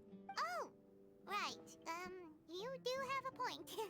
So true, bestie. Did you participate in the Sage's big project? I have no interest in running errands for that project. As a scholar, I've always belonged to the camp that promotes researcher autonomy. And these days, you're more fascinating than anything the Sages can offer. Cool. Do you want to study me in a lab? You were actually looking for me? Not quite. To tell you the truth, I'm still investigating the Divine Knowledge Capsule. Unfortunately, I've run into some difficulties. Everyone says the capsule originated in the desert and was eventually moved to Port Ormos. If I am to get to the bottom of this, I must understand how the capsule first came to be. Which brings me back to you, and why you're so interesting. The leader of Ainul Ahmar used the Divine Knowledge Capsule right in front of you. And upon seeing him, your expression became perplexed, and you were lost in thought for quite some time. To have that kind of reaction, I think you must have realized something. Are you interested at all in sharing what you've been hiding from me? No. Must be because I was so shocked to hear those words again. World, forget me. Alhaitham, you really have a ridiculous eye for detail. What kind of person even notices or remembers stuff like that? The situation is a little complicated. I can't share what I know just yet. So that's your answer. Well, I do work for the Academia after all. So considering that, it is indeed wise to keep your cards close to your chest. But that does prove you do have some undisclosed information about the Divine Knowledge Capsule. Am I right? No matter. Rather than simply learning the answers from you, I'd still prefer to investigate on my own. Speaking of, you two are also headed to the desert? That's right! We have the same plan as you! But we don't really have any concrete goals at the moment. Then I'd suggest starting with Aru Village. It's the largest settlement in the desert, so it'll probably have more resources and intel than anywhere else. Well, would you like to head there together? Yeah. It's always better to travel with someone you know. Let's go! Let's fucking go.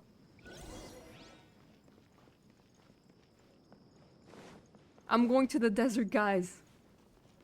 The new area. It's gonna look so cool. I'm so glad they're doing a desert. Is this where I'm supposed to go?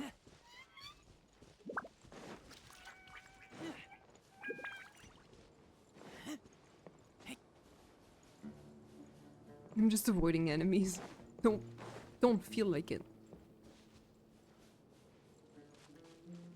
Wow, this looks cool at night. You can see all the stars and everything. Badass. I truly love this. Gotta unlock that statue. The hell is this? Is that an enemy? It didn't react when I got close, but I'm guessing it's an enemy of some kind. Hi. Oh, it is an enemy. You can't run. No, my sword. It's kind of weak though. They drop meat. Okay, you can get meat from a scorpion, I guess. I don't think that works like that, but alright.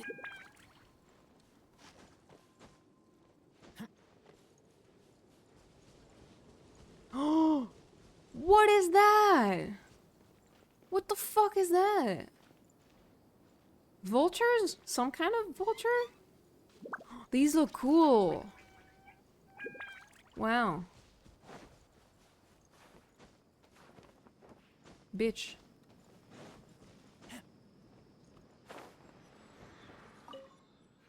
The world opens itself before those with noble hearts. Whoa, this is huge. Wait, and there's more? Oh my god, there's more? I'm definitely not gonna unlock all the waypoints today, but...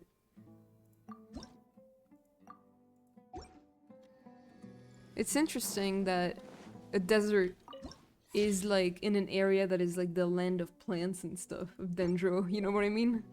It's interesting. Before us lies Aru Village, the safe haven of the desert folk. Whoa, this landscape is really something else. What a cool place! Let's go check it out! Oh, cool, another cutscene.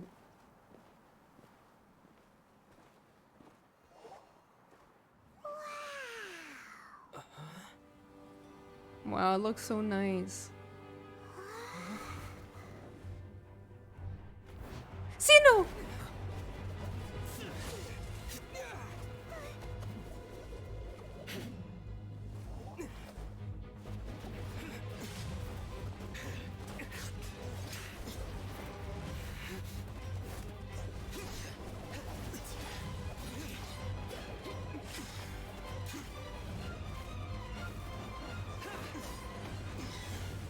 So cool.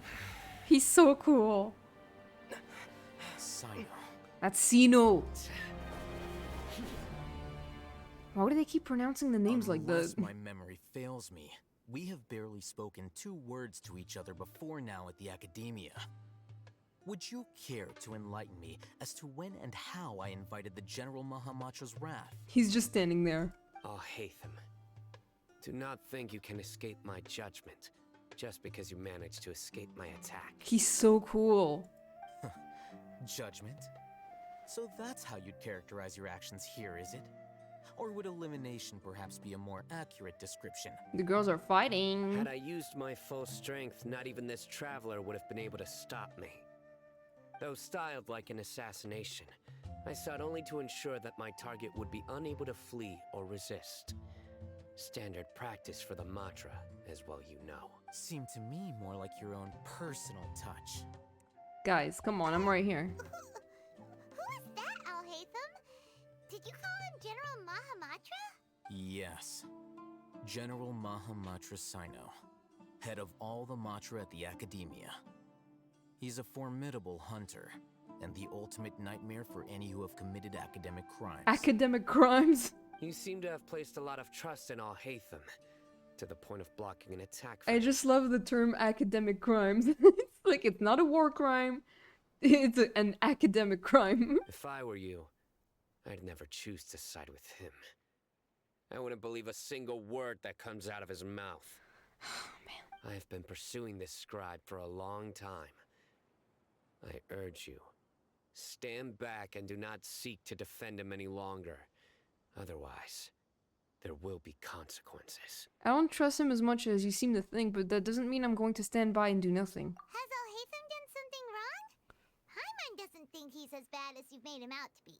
I won't waste my breath explaining things. Google it. Alhaitham. I saw it during our fight. Take it out.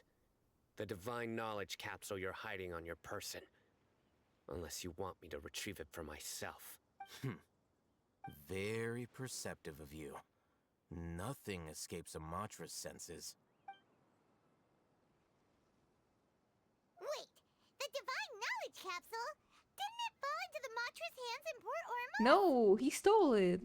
So you did lie to us. No wonder you speak with such confidence, Sino. But I must admit, I'm very curious. What does this capsule mean to you? And why, as General Mahamatra of the Academia, are you all alone in the desert? As far as I'm aware, the other Matra have been speculating about your disappearance. Have you been given a mission that's, let's say, morally dubious? If I was the real target of your mission, what was stopping you from simply using your authority and resources to judge me within the walls of the Academia? Is it a mission from the sages? I should have known you'd be difficult to deal with. Man, look at him. He's so... Like, his model, it just looks wonderful. You two! Ugh. What you would do, Traveler? Paimon feels like we can't trust either of them. Ahem. Well, look at you two, acting all tough and self-righteous over there. Queen. Wait, Dia? The smirk. Look at her. She's so beautiful. Great! Finally, someone that we can trust! You gotta help us out here. Otherwise, these two are gonna start fighting again! Yeah, sure looks that way. Two giants from the Academia duking it out once and for all. Not something you get to see every day, that's for sure. Listen, I know you academic types love to fill up your big brains with self-righteous morality and lord your empty rules and virtues over each other. But how dare you bring your petty disputes into the safe haven of Aru Village? True. It seems like someone's gonna have to beat some sense into your thick skulls until you finally learn to respect these grounds.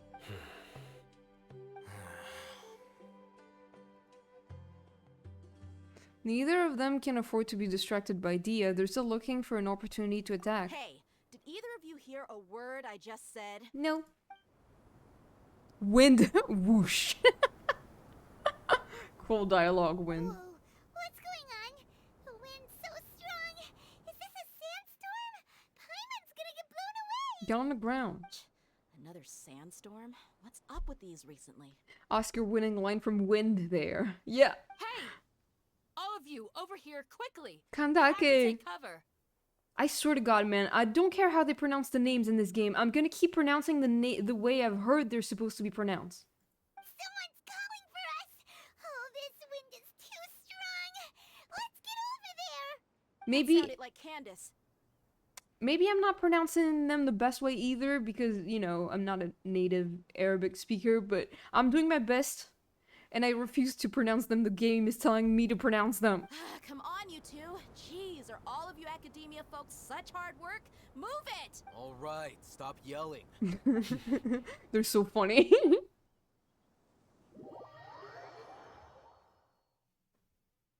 All right, shut the fuck up.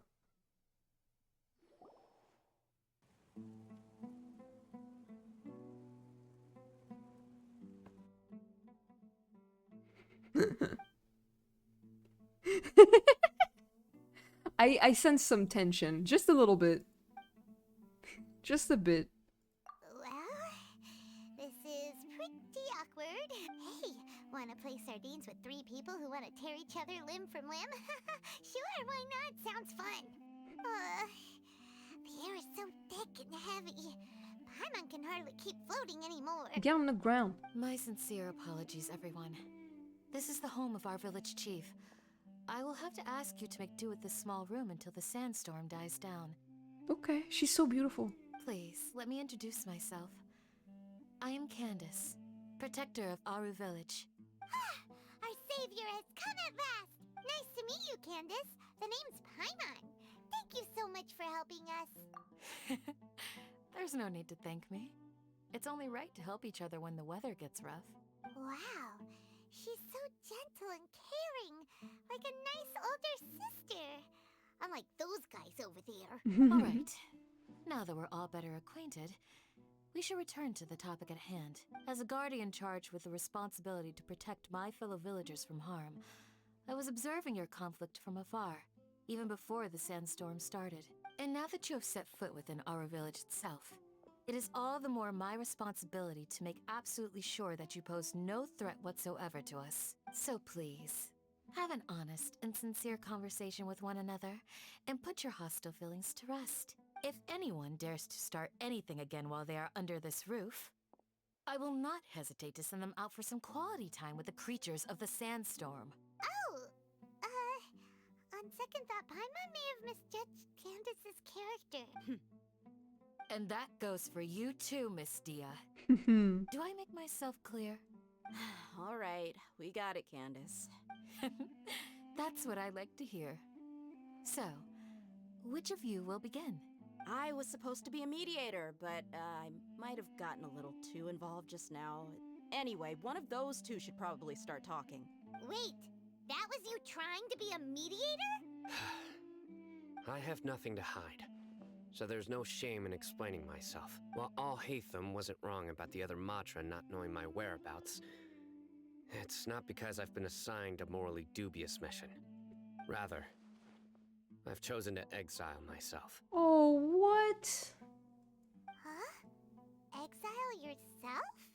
A little while ago, I discovered that there was data missing in the Academia's project planning and development files. What little they did report clearly did not match the project's actual progress. As General Mahamatra, I had the responsibility and authority to request an audit. However, to my surprise, the person responsible for the erroneous data was none other than Grand Sage Azar himself. Wow. I tried to investigate the issue myself before submitting a formal audit request, but I soon found that all leads and potential pieces of incriminating evidence were carefully concealed from me. I began to realize that they were cautious of me from the very beginning. Unsurprisingly, the Grand Sage rejected my audit request as soon as the submission reached his desk. He even said to me, "The power of the General Mahamatra is granted by the sages. You have no right to judge us." So they really are up to no good. Gonna kick their asses. I realized then that to the Grand Sage, the Matra are nothing more than tools for the sages to assert and maintain their control over knowledge. The vows that we took, the principles that we strive to uphold, they are meaningless to the academia of today. So you then decided to exile yourself? I believed it would be wise to flee the academia before the sages had a chance to take action against me. This way, they can no longer see nor predict my actions. I will never give up on this investigation. There's no need for someone else to give me power or authority. Once I find the truth, I will administer judgment by my own name. So cool. Sino seems to have the same goal as us. We're all investigating the sages. Plus, now that he's no longer the General Mahamatra, he somehow feels a lot less scary. It's still too early to trust him completely. What if that whole story was just made up? Well, Sino, if that's your story, then why did you see Alhaitham as a target? When I was investigating the matter in the academia, I overheard a conversation between Alhaitham and a sage. The sages asked you to investigate a blonde-haired traveler. Do you dispute this, Alhaitham? Oh, fucked up. What? Like many parts of the project, this assignment was undocumented. Now throw in your suspicious behavior with the Divine Knowledge Capsule, and I think we deserve an explanation. The sages were watching me from the very beginning. Yes. I was indeed tasked with investigating the traveler. Man, what do you guys want from me? After all, the promised reward was so great that hardly any scholar could have refused. The sage told me, once you've completed this assignment, I can give you a glimpse of divine knowledge. A most enticing offer. Unfortunately, those academics don't know me at all. Their words contained one key piece of information. Namely, that divine knowledge indeed exists. That gave me all I needed to know. From my perspective, the sages are far from trustworthy. Think about it. Isn't it a little strange they're so willing to share divine knowledge with anyone, even as a reward? So, I began my own investigation following the lead of the divine knowledge capsule. In the end, I realized my wisdom in committing to this rather than collaborating with the sages. Had I been less guarded, I probably would have ended up like that Ain al-Ahmar mercenary, incapable of remaining sane for long enough to hold a conversation. You mean that the sages originally planned to dispose of you, using one of those capsules that drive people insane? Oh, what about your encounter with me? Did you join forces with me just so you could investigate me? I'd already given up on the assignment by then. I only told the Academia I was waiting in Port Ormos for you to appear so they wouldn't suspect anything. So it came as quite a surprise when I encountered my erstwhile target while investigating the Divine Knowledge Capsule. Criminals do love to talk about coincidences. Yeah. Even though I ran into the Traveler by chance, I had no intention of providing assistance to the Academia. Also, you should remember, you were the ones who decided to follow me and strike up a conversation after I left that tavern. Now that you mention it, things did go like that. Is that enough to prove his innocence? That's true. Al-Haytham helped us out at Caravan Rebat as well. Maybe he's telling the truth. Maybe everyone's lying. I'm willing to apologize, if that's worth anything to you. I took the Divine Knowledge Capsule behind your back because I judged its existence to be a significant risk. I felt that it would be best for no one to interact with it before it had been properly studied. After all, curiosity often proves to be the most dangerous thing in this land. You should be well aware, Scribe Al-Haytham, that curiosity can also lead you to danger and suspicion. Answer me this. Did the sages share any information about their project with you?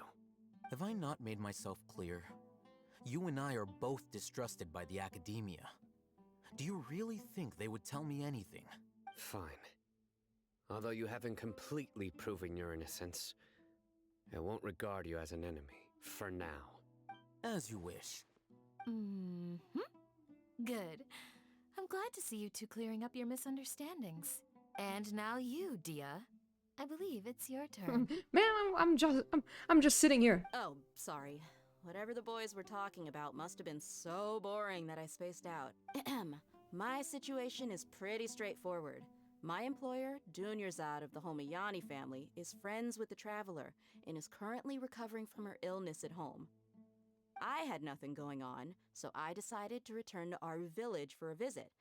I was actually looking forward to a pretty exciting time getting back together with everyone here, but then I saw these two random guys in the middle of a pointless argument. It ticked me off, and things went downhill from there. Is that all? Pretty T.O.'d. Well, I will admit that definitely sounds like your style. In that case, welcome back, Dia. That's more like it. I missed you all so much, Candace. Excuse me? Whoa! What was that sound? No need to worry. Now that you're no longer at each other's throats, please make yourselves at home. I'll take a quick trip outside to clear out some of those creatures in the sandstorm. Creatures?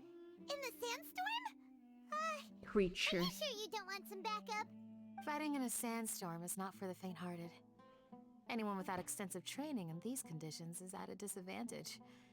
You needn't worry. Yeah, just leave them to Candace. Don't worry, she's as tough as they come.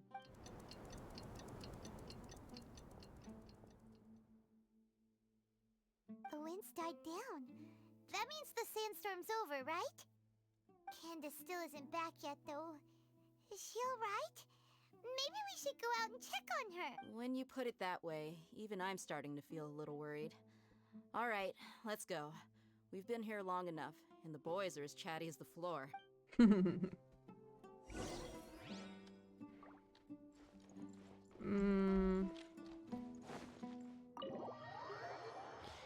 This is a really good chapter. I really love this. Like, for so many reasons. This is just so interesting. What the fuck is all that? Oops.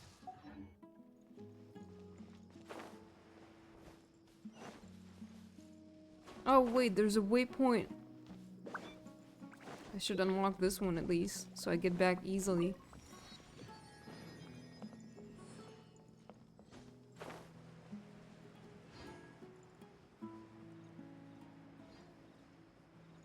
There's a Celia. Oh. Ooh, Candace, you're still fighting? You've been out here dealing with these creatures the entire time? Yes. They just keep coming in waves. I've lost count of how many I've defeated. Before I realized it, even the sandstorm had stopped. Not only is she really strong, her stamina is also something else. Here comes another wave! Leave this round to us. I got interrupted earlier, but now I have something to take my anger out on. It's been quite a while since I've seen the Flame Mane in action. I'll leave these to you then. I'll be sure to put on a good show. Let's go! Let's fucking go! Rain cutter. Shiver.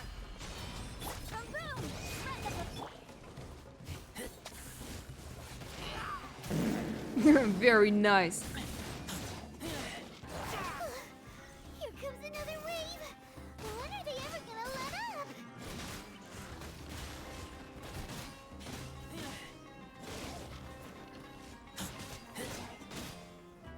Incinerate. Judgment. Big fart reverb. Lights out.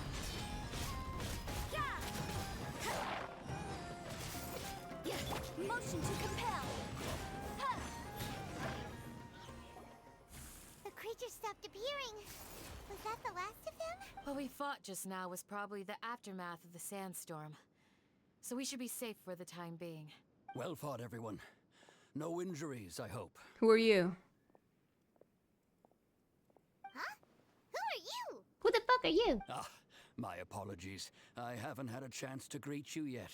I had my hands full taking care of the village's elderly and children. I am the chief of Aru village. Everyone usually calls me Uncle Anpu. It's a pleasure to meet you. Sorry for all the trouble. Sir, I am also originally from the desert, but I have not been back for some time now. May I ask if such sandstorms are common? I can't say they've always been common, but recently the storms have become increasingly severe and frequent. Besides sandstorms, we also occasionally get earthquakes.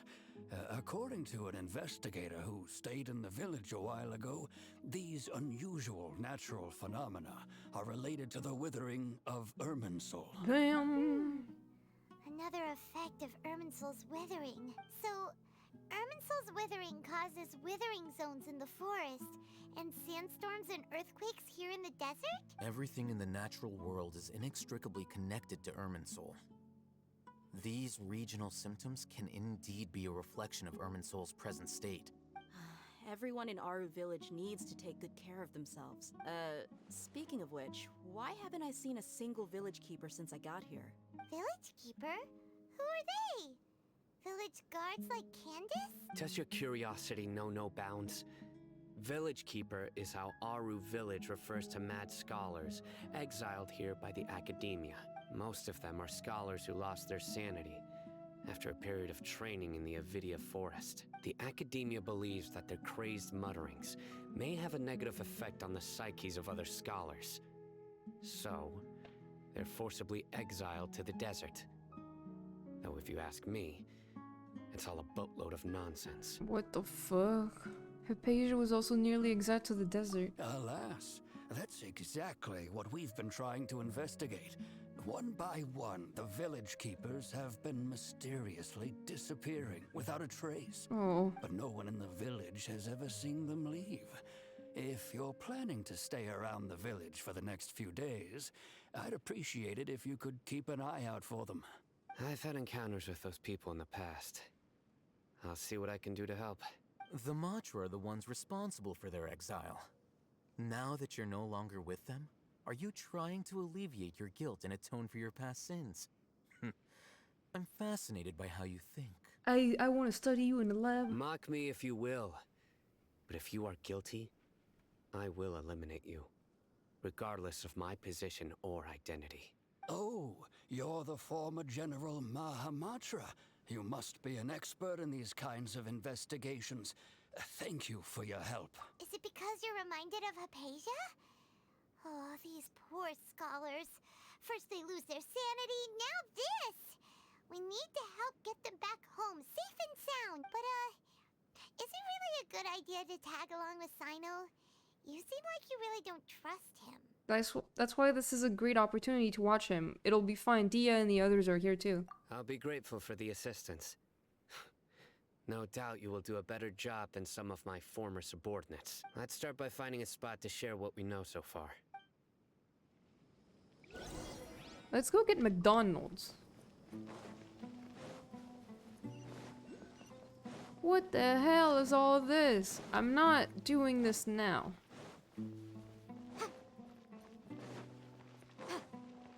Exchange information with Sino somewhere else.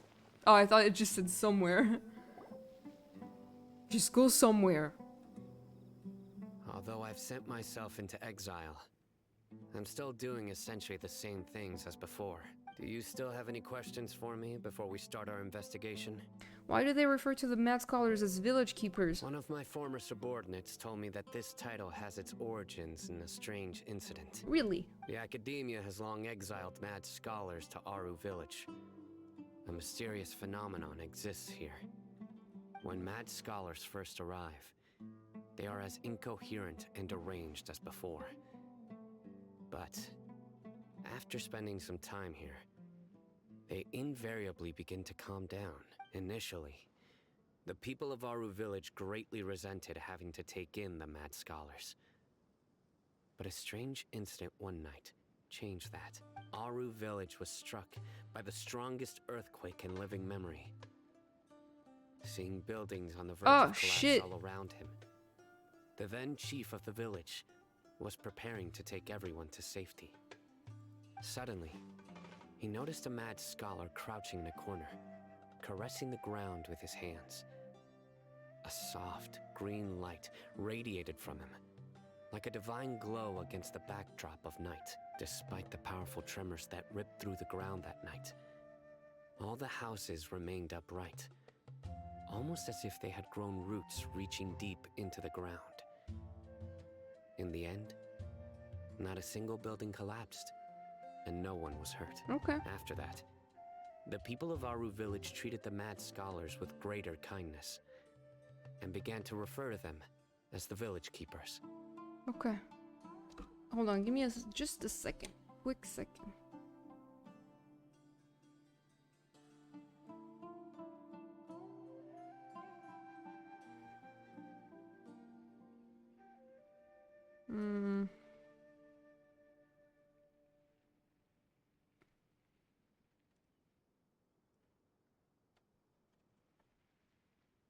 Oh shit, VTube Studio.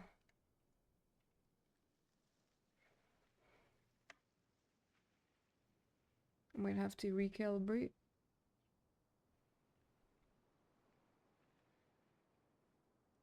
Alright.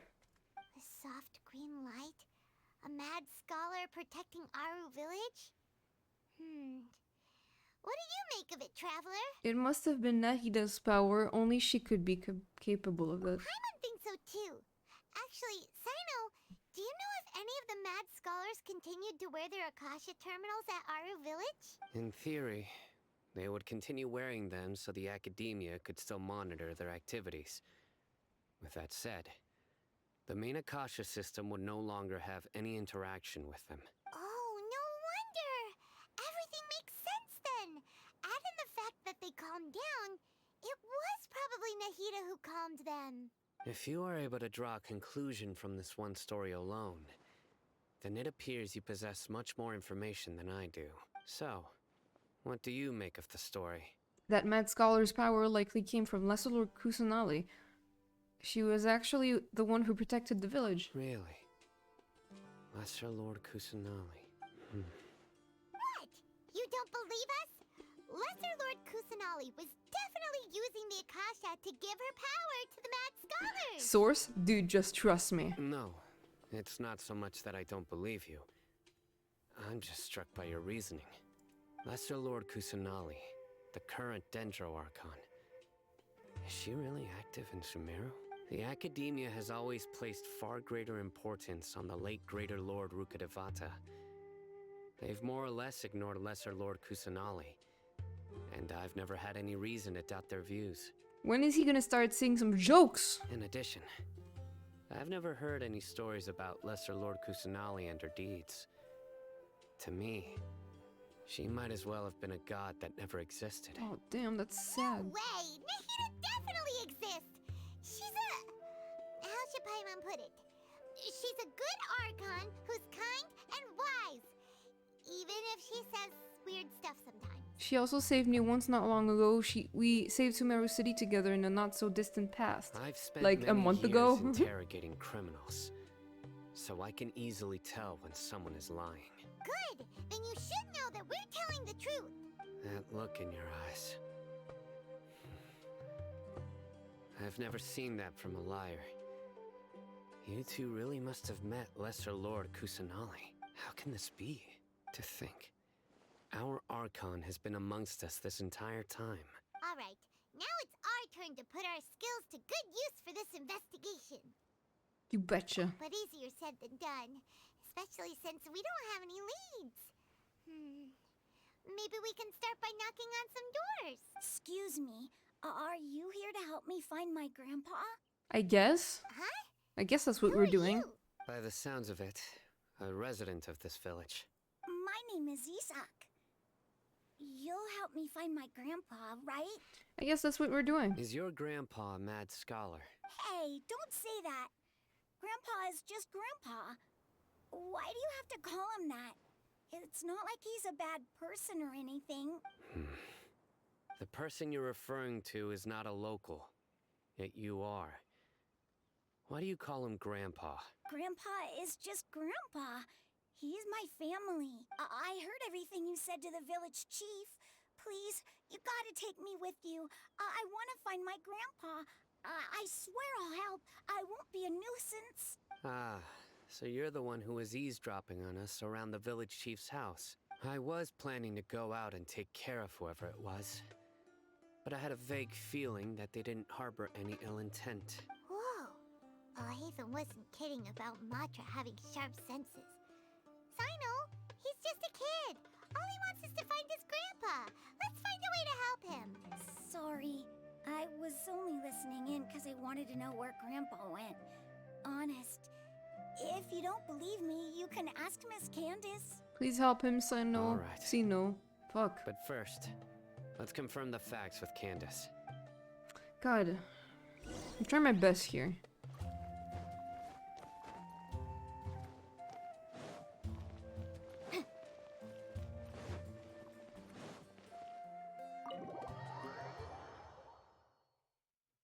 Fart reverb.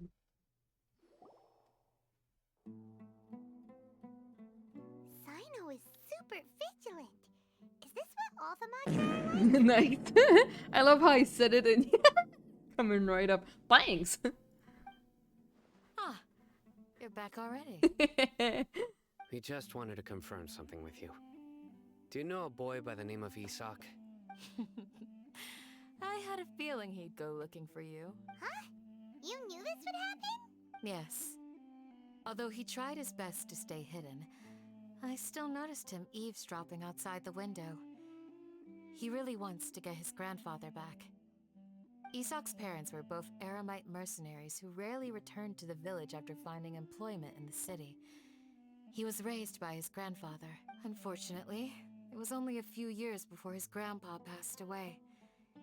Isak was still very young at the time, so various families in the village took turns caring for him so he could survive. Later, an elderly mad scholar arrived at the village. Isak thought the scholar bore a striking resemblance to his grandfather, and thus often spied on the man. However, the scholar was unkempt in appearance and incoherent in speech. Although Isak referred to the man as his grandpa, he was afraid and didn't dare to approach him. One summer night, the oft mumbling and bumbling grandpa suddenly calmed down and seemed to become more lucid. He even noticed Isak hiding in the distance. So Grandpa walked up to Isak and patted him on the head. He even took Isak to the entrance of the village, where he patiently taught the boy the names of the stars, and accompanied Isak until he fell asleep. The next morning, Isak woke up and wanted to go find his grandpa again, only to realize his grandpa no longer recognized him. Oh, that's sad. However, even so, Grandpa retained his calm expression. It's said that those who saw the scholar claimed he no longer appeared to be crazy, but appeared to be living in his own world, almost as if he were sleepwalking. Isak was thrilled that his grandpa was able to find peace, and would follow him all the time, asking him things like, "Grandpa, want me to take you somewhere fun?" Or, "Grandpa, could you tell me stories about the stars again?" All this somehow just makes Paimon feel really sad. It seems like they both deserve so much better. Perhaps. Nearly everyone who lives in the desert has some form of hardship or regret. Sorry. But even so, we must still continue on with our lives. It's also my reason for fighting. I must continue to protect this land. Lucid Grandpa was probably Nahida. She must have sued the other mad scholars as well. From the look on Sino's face, he's probably connected the dots as well. Maybe the people have always had a considerate god watching over them. Huh? What did you say, Sino? Say it again, Sino. No, nothing. As long as Isak keeps his word and doesn't get in our way, we can take him along. He's a child. Like, we're going to such dangerous places. You are more compassionate than I gave you credit for. Please accept my thanks on Isak's behalf, Sino. Oh.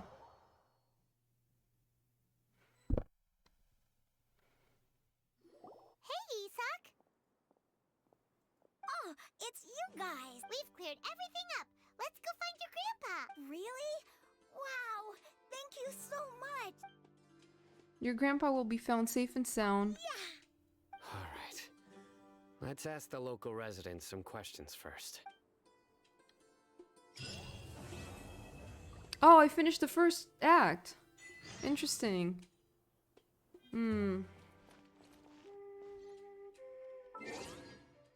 That was really good. That was really fucking good. Oh my god. Like, the wait was so worth it. It was starting to be like I was starting to it was starting to feel like torture, but honestly it was so good. I don't know if I should start the second one though, because I'm gonna stream more Genshin tomorrow. And I wanted to do, like, today would be the first part, the first act, and the second one would be tomorrow, but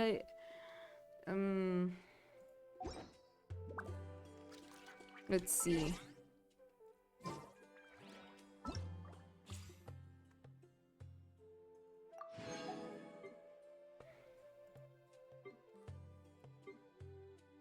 Just gonna do Venti's trial run. I guess I could start the next quest. I still have like 15 minutes to go, and I'm not tired. Yeah. Brace yourself. Whoa. Yeah. Yeah. Let's play.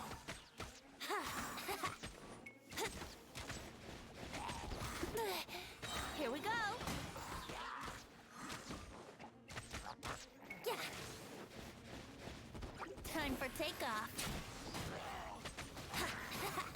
He's such a funny guy.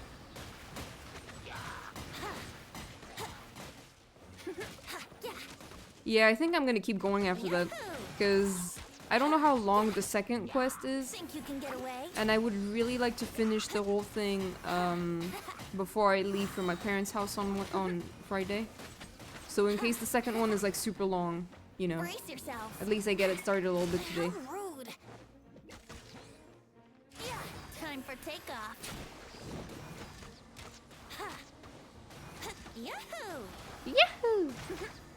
Yeah. Let's play.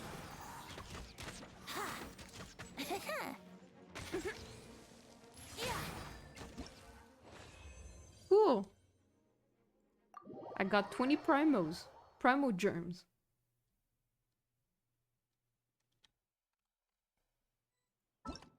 Let me grab the primo germs. I'll do the other test runs another time. I might have some primos.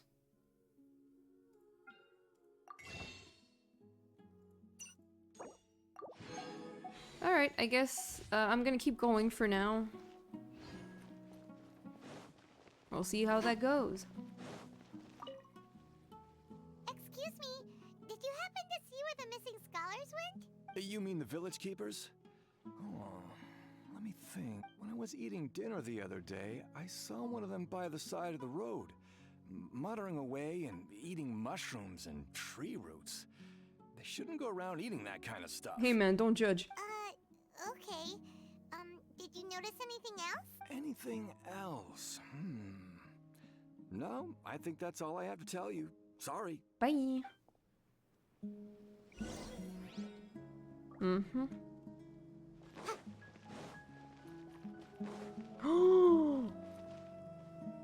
Wow. Wow. This looks so beautiful. I want to go there. Hi, Shiny. The scholars that have gone missing. Have you seen them? Answer my question. Those eyes. Those fierce eyes. You look like a real fighter. Oh, are you immediately in love with him? Don't change the subject. Right. You were asking about the the mad scholars. I think it's been a few days since I last saw them. I usually go to bed pretty early, so I'm not too familiar with what goes on at night. But honestly, I feel quite sympathetic towards them. Even though they act a little strange, they've helped me in the past. If it weren't for them, my house would have collapsed long ago. Damn. Do you also think Grandpa and the others are good people? Grandpa? Oh, hello there. It's little Aesop. She just didn't notice You mean him? that nice man who looks like your grandpa's long-lost twin, right? He was actually the one who protected my house. I saw it with my own eyes.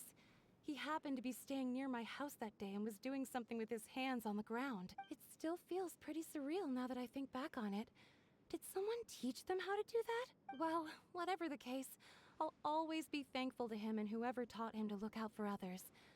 I'm pretty sure that if I ever went mad, I wouldn't be able to do anything like that. Gotcha. Thank you. Thank you. There's more.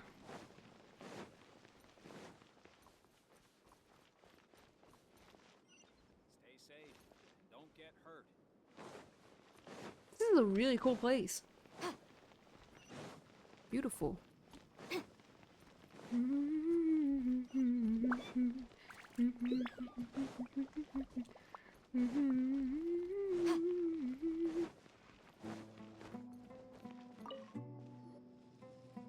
Sir, have you seen my grandpa recently?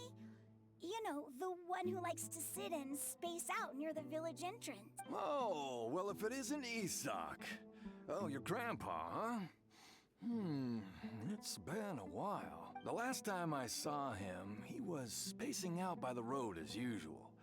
I went and asked him if he'd like any of the food I had prepared, despite my wife's protests. Like many people, she's really quite terrified of them. And speaking of my wife, she's still always complaining about how I don't make enough mora. Might explain why she's always mad. So mad at me all the time. Thank you. Thank you for taking care of him. It was nothing. You're looking for him, right? Did he go for a walk and get lost? Yeah. That's no good. Well, once you found him, come by my place again and I'll cook a little something for the both of you. I've known you since you were very young. So as far as I'm concerned, you're family. Please feel free to come by anytime. Wow, what a nice guy. Okay, thank you, sir. Thank you. What? What's wrong, Sino? Did something happen? Don't say anything for now. Cool. Yes, sir. Let's head over there. Stay quiet as you move. Ooh.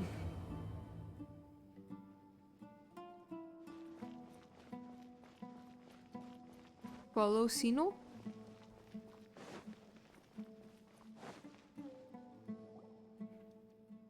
Listen, see if you can make out what they're saying. See if we can make out? Is that what you said? Have you heard? The mighty Scarlet King, the sovereign of our faith, will soon return to this world. Okay. Yes, of course I have. The Scarlet King is the one and only true ruler of this land. I've never believed in any other gods. Okay. Still, you say he's coming back, but it sure doesn't feel like life's about to change around here anytime soon. What's your proof? Source, dude, just trust me. Haven't you noticed? The village has been getting more deranged scholars than ever. Delavar was saying that many people also went insane just before the fall of the Scarlet King civilization in ancient times. We don't quite know why, but it seems like there's some sort of connection between insanity and the Scarlet King. Isn't it a sign of the Scarlet King's power that all the mad scholars have disappeared? If you ask me, they must have been chosen as the final sacrifice for the Scarlet King's resurrection. Sacrifice? Huh. Now that you say it, that does make some sense.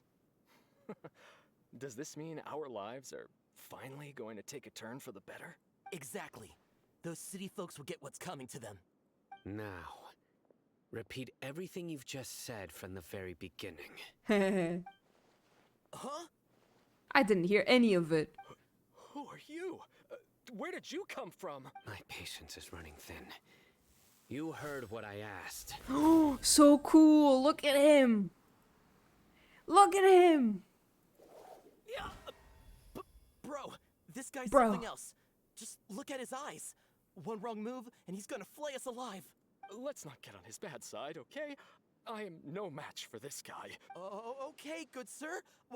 What is it you would like to know? Tell me about the Scarlet King's resurrection. Well, In great detail. I only know a few things from hearsay. I went for a drink the other day and heard others talking about a rumor that the madmen will disappear and that the Scarlet King will return to this land. I'm not making this up. I swear. Hey, go on. Keep talking. It's true. It's all true, sir. We desert folk have had more than enough of those people at the academia. They keep sending us all their mad scholars and won't let us have a good life. Would you want to live like this if you were in our place? The radicals were even more thrilled than me when they heard the news. We're all praying for the Scarlet King's speedy return. Delavar also said that once the Scarlet King returns to our side, it's only a matter of time before we conquer the land on the other side of the wall. They're all willing to serve under the Scarlet King and fight for a share of the glory. Is that so? Seems like he still wants to know more. Keep talking. Got it. At first, I told myself it was just the drink talking, but then all the mad scholars vanished without a trace, just as the rumors said. Please don't beat me up just for mentioning these rumors. If I'm guilty, then everyone else around here is also guilty. I'm just saying what the others said. What kind of weather is this outside, yo? Okay. The people here really like the Scarlet King, but dislike the Dendro Archon. Man, what did Nahida ever do to you? Where is this radical person you talked about? I I'm right haven't here. run into him I'm over radical. the past few days, so he probably hasn't been around the village. What about you, man? Have you seen him at all? No, not at all. We wouldn't dare lie to you. He's really not here right now. Sounds like you're not too close with the radicals. No, of course not. All we know are their names. I have many ways to stop you from talking. And many others to stop you from sending warning messages. So you'd best just stay home and hope I don't hear of you trying to contact anybody. Don't do anything until I've gotten to the bottom of this. Try something foolish, and even Candace won't be able to protect you. Yes, got it. We'll do just as you say. That scared Paimon half to death. Sino is pretty terrifying.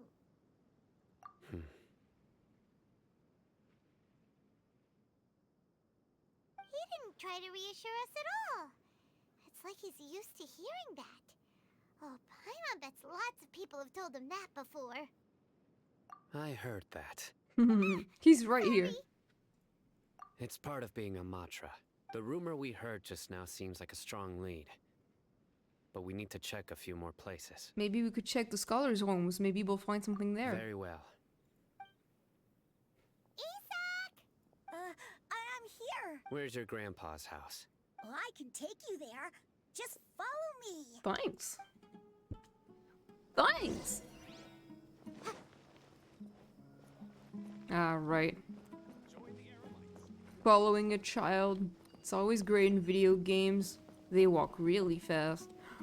Dude. Grandpa, he likes to be alone. Sometimes he stares at the sky in a daze, and other times he just pokes at the ground with his fingers. Every The now and duality then, of man. He yells out at the top of his lungs, so a lot of people are really The scared Binding of Isaac. But he's a good person, really. I know he is. I swear, he's just like my real grandpa. Aww.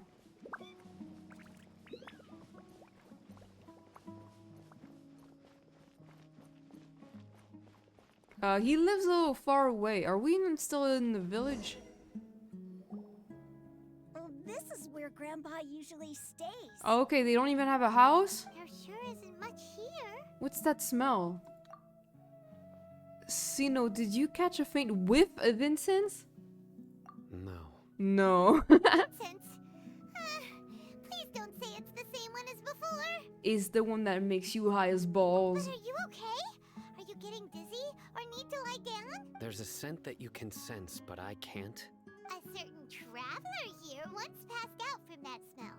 Thankfully, Tainari saved the day. And then he gave us a long lecture to explain all about how it worked. So, you know Tainari? Yeah, we do. Huh? You know him too? Are you two friends? Mm-hmm. Yes. Now that I concentrate, I can also make out the scent of incense. Wait, surely Tainari didn't lecture you too? No. No need. I can't handle the scent very well. Did you first encounter this scent at Tainari's house? No, it was in the forest where a scholar was meditating. In the forest. From a scholar. Let's keep looking for more clues. It'd be more efficient if we split up.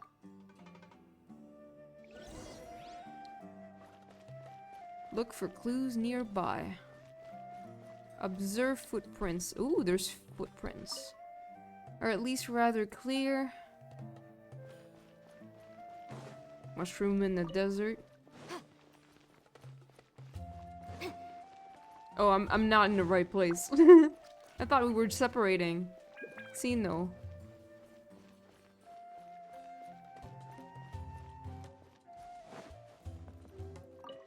Looks like someone has been living here since this entire time. These are all daily necessities. This is cool.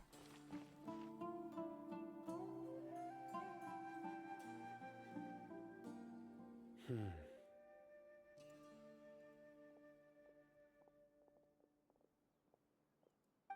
are you looking for, Sino? Here it is. Take a look right here. Paimon doesn't see anything. Although the traces have been completely buried in the sand, there are footprints here, from the size and shape. They belong to an adult male. This pattern is a common one from this area. Local shoes. This was probably someone from the village. The scent is quite faint, but still extant. The footprints head in the direction of the door. You mean someone else has been here? But who would come looking for Grandpa? He doesn't have any friends. We'd have to ask whoever lured him away with the incense. So, lured him away, so that's what happened. Huh? So you can lure someone away with just a scent?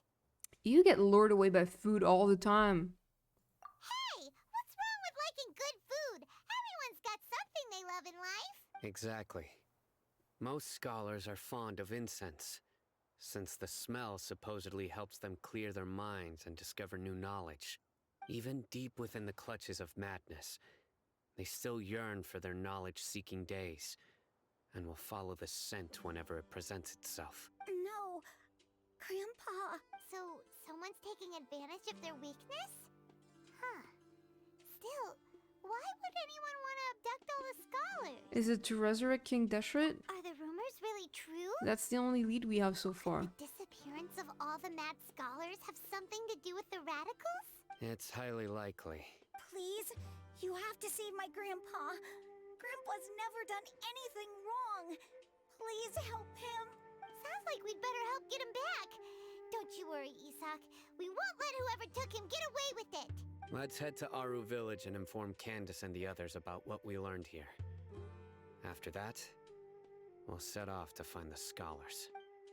Okay.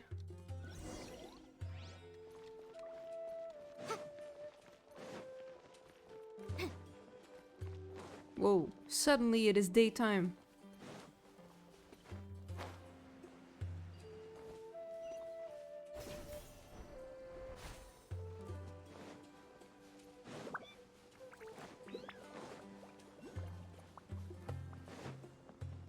So bright, my eyes.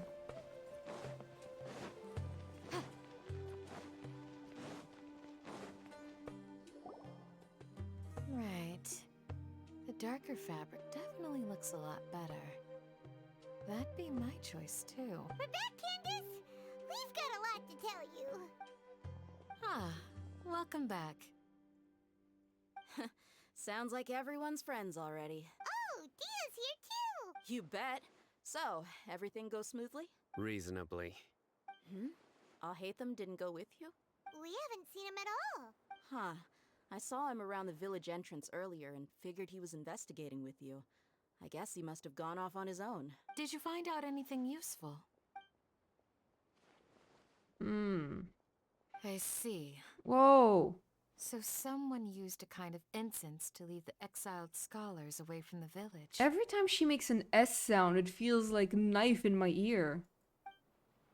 I don't know if you guys can hear it the same way that I am, but like in my earphones. Resurrection of the Scarlet King? First I've heard of it. Far as I know, the kind of incense you just mentioned is only popular beyond the wall. Scholars are fond of it, but as you can see, there aren't many scholars still studying around these parts. No seller would be able to make a profit here. Did you also hear it? Because that was crazy. Like that kind of hurt my ear. Not to mention making incense is a labor-intensive process. You won't see anybody in the desert with the patience to make or sell something that requires that kind of effort. It seems someone from beyond the wall must have been supporting this. Makes sense. So what should we do then? Do we go back to the academia and search for leads there? If it was any other day, that would be your next logical step. But today, you've got me on your team, so you get an extra tip. Didn't you say that the villager got his news from the tavern?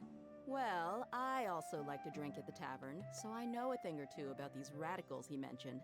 If Paimon remembers correctly, the leader of the radicals is some guy called Delavar. Ah, yeah.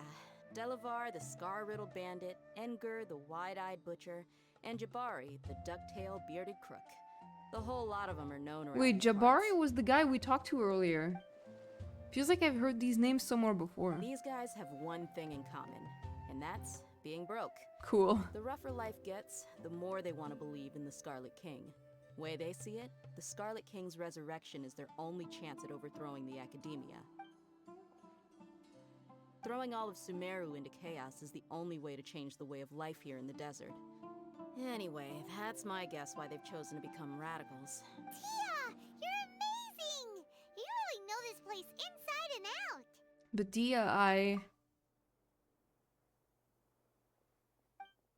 Huh? Dia's winking at me? Oh shit! Maybe I should stay quiet for now. No merc can afford to slack off on gathering intelligence. Every more I've spent in the tavern has been a valuable investment. Let's head out. Now hold on, you're staying right here, Sino. Why? Aru Village is not a big place. Outsiders stand out here like a sore thumb. I'd bet word about you has already gotten out.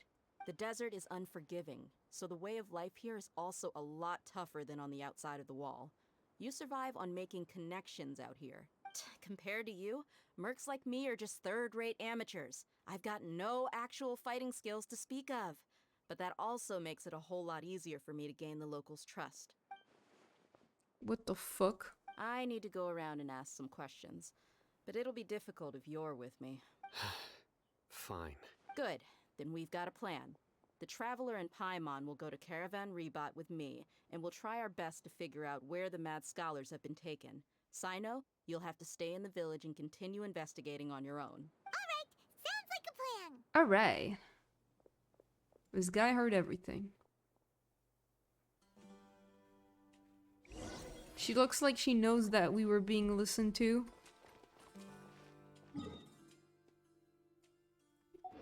I wanna know if they have to say anything.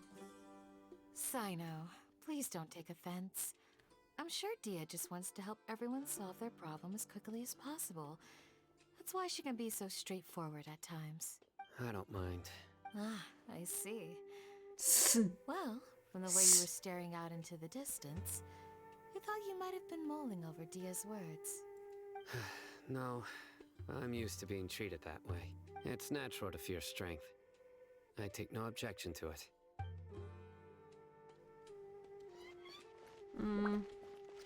Go back to the caravan. I'm not walking all the way there. Well,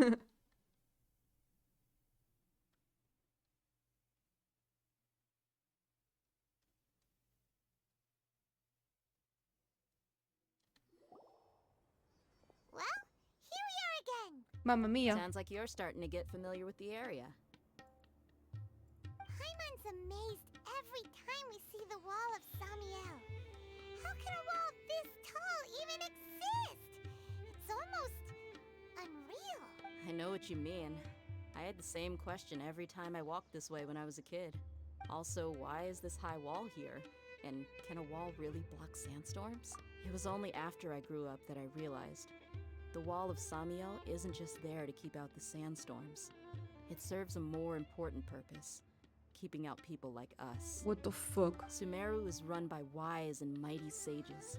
To them, us desert dwellers are nothing but tools that can be used and discarded at their whim. We're cheap labor, like livestock, but easier to control.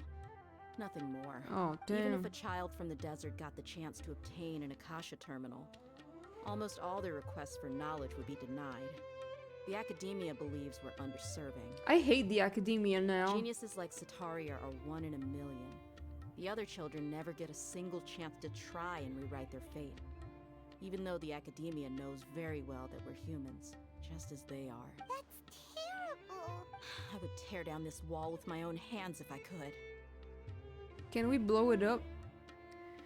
I understand how she feels, but I hope she doesn't do anything drastic here. Hey, Dia. You're not thinking about doing anything scary, are you? If by anything scary you mean blowing the wall up, then I'm down. No, not at all. This place just gets me thinking, that's all. Besides, we're here to procure information, aren't we? Yep, we gotta catch those. Shh. Caravan Rebot is crawling with people, so be careful what you say. We don't want anyone to find out what we're here for. Our mission started the moment we arrived here. Let's go check out the tavern. Maybe we'll find someone I know.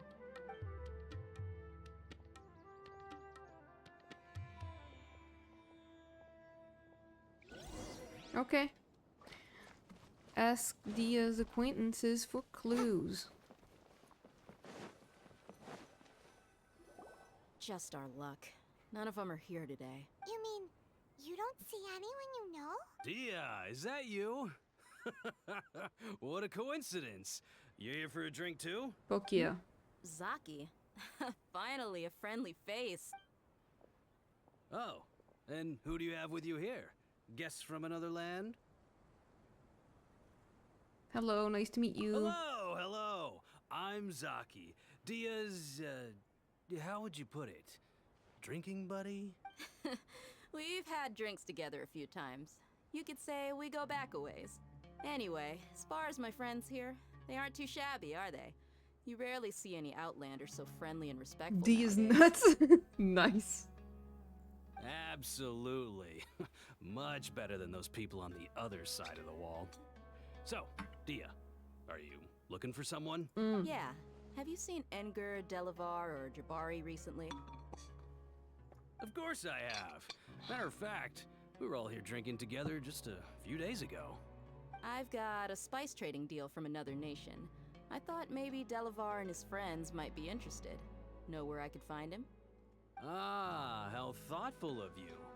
Then I assume you also know that Delavar's been having a hard time making ends meet these days. So, you came here to help him out? Hey, keep it down. Let's just say I prefer to keep this deal a secret. Y'all at Caravan Rebot are like family. Y'all. If there's more to be made, why not do it together? Besides, Delavar and his friends have muscle. They'd be a good fit for escorting the goods. Yes, how considerate of you. Delavar's my fell? friend too, so of course I can take you to him. Okay. Come with me. Something fell, but I don't know what. Go to the place Zaki mentioned. I see how it is.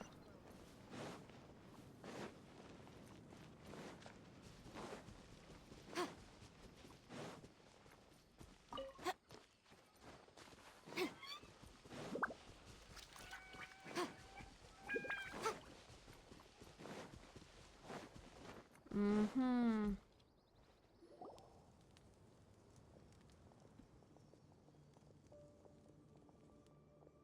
Are we there yet? What the fuck? Yep, this is the place. This place is practically deserted. What are they doing in a place like this?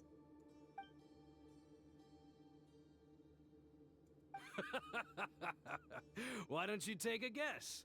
Go on, a wild stab in the dark. You're like lambs to the slaughter. Not cool.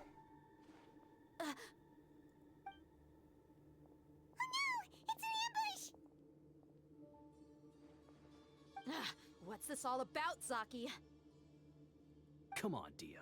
You really think we didn't hear about what you said back in Aru village? The boys have kept a close eye on you from the moment you set foot there. Not only do I know that you're looking for Delavar, I also know that you've teamed up with people from the Academia to look for the missing scholars. So, you've been watching us from the very beginning? Uh-oh. Paimon knew leaving Sino behind was a mistake! And you left the strongest one in the village, didn't ya? Who do you think you are? You really thought we'd fall for your little business deal nonsense? So you and Delavar have been partners all along. Dia, I guess it's only natural for a traveling mercenary like you to be out of the loop. Those of us who hang around the tavern have stronger bonds than you think. The fuck? But you got one thing right. We're all looking forward to an uprising in Sumeru. There's nothing more we'd like to see than the desert folk overthrowing the Academia. If that's the case, then I'm sure Delavar wouldn't miss a second of it. I'll be honest with you.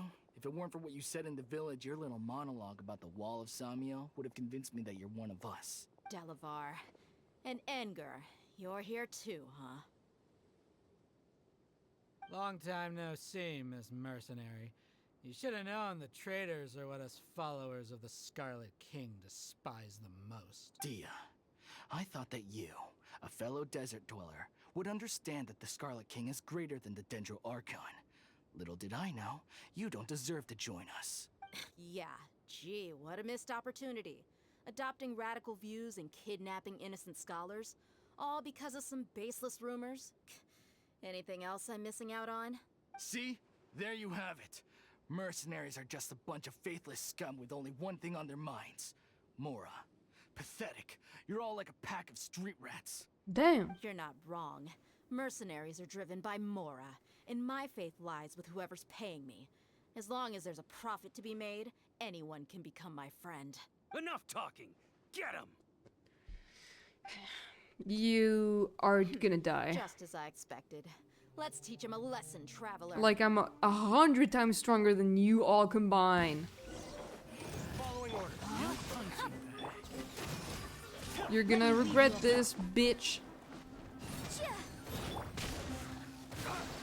Punishment!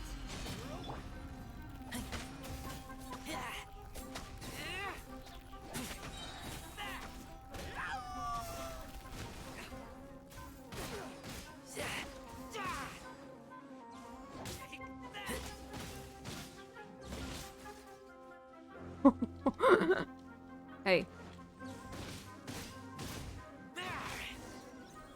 Wait, Razor Solo.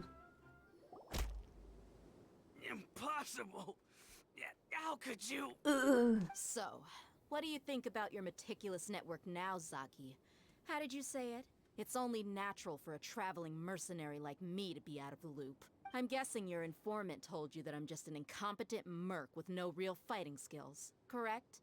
I mean, that is what I said after all. Oh, yeah. And of course, you would believe everything he reported. The only thing you know about me is that I'm a mercenary, but you've never seen me in action. Even though you heard we went to handle monsters together, you believed that Candace was the only one doing all the real fighting. That so-called Flame Mane is just a fraud. She admitted it herself.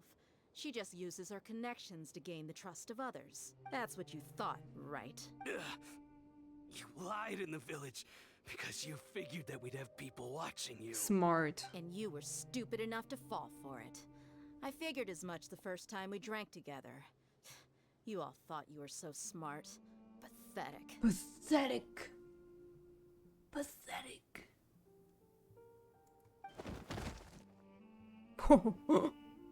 Okay, that should be all of them. Whoa! So you've been planning this since we were in Aru Village? No task can be done without preparation. I just happened to notice a couple suspicious-looking people while you were out investigating. Oh, but instead of catching them right away, you let them report back! Those two who were snooping around were just a couple small fries. If we want to get the real catch, we have to be patient and give it some time. So those names you mentioned. Oh, you mean the funny names she mentioned back in Uncle Ampu's house? The wide-eyed butcher, scar-riddled bandit, Paimon can't remember them all. That's just a bunch of drunk talk. Edgar and Delavar like to talk themselves up when they're drinking. Edgar, the wide-eyed butcher, and Delavar, the scar-riddled bandit, are the nicknames they came up with for themselves. Alcohol has a way of making people share what they really think. So Edgar and Delavar are always rambling in the tavern about how the Scarlet King is a superior deity. What about Zaki? He's just a numbskull who fell right into our trap. Zaki was probably the best hidden of them all. My initial plan was to find Delavar first, and then try to track him down. So who is the duck-tailed, bearded crook? What the That's fuck? what you wanted to ask when we were at Uncle Anpu's house, right? Jabari is one of the villagers you talked to. You know, the one who wanted to treat Isak and his grandpa to some food. Wait, so he's a radical too? No, he isn't. I just needed to tack on a random villager name to make the eavesdropper think that I was making some wild guesses based on my impressions. Oh. Wow! She's so smart. Genius idea! Well, that's an expert mercenary for ya. Ah, you're too kind. It was straight from the usual playbook, if I'm honest. So, that thing you were saying before, is it really true? About what? About how mercenaries only care about Mora, and that anyone's a friend as long as there's a profit. Does that bother you? I don't think you're that kind of person. What makes you so sure? Because even without an employer, you're still helping us out. Haha, caught you. Yeah? Do you dislike the Dendro Archon like the other desert folk? You two are pretty sharp. No, I don't have anything against the Dendro Archon. I've heard a lot of nice things about the Lesser Lord from Dunyarzad. I can understand her devotion and gratitude. Dunyarzad's just an ordinary person. There's no way a god would be so involved in the lives of everyday people, unless they were truly compassionate. I've begun to realize that the sages are behind everything that's happened recently. The radicals' blind belief in the Scarlet King, making the Dendro Archon out to be an enemy. It's all the Academia's trickery. Damn. But I see through it all. And unlike them, I can never be hostile towards anyone who's never done anything wrong. Dia. Anyway, looks like we're done with business here. Traveler, lend me a hand. Let's tie him up and bring him to the village. This is so wild.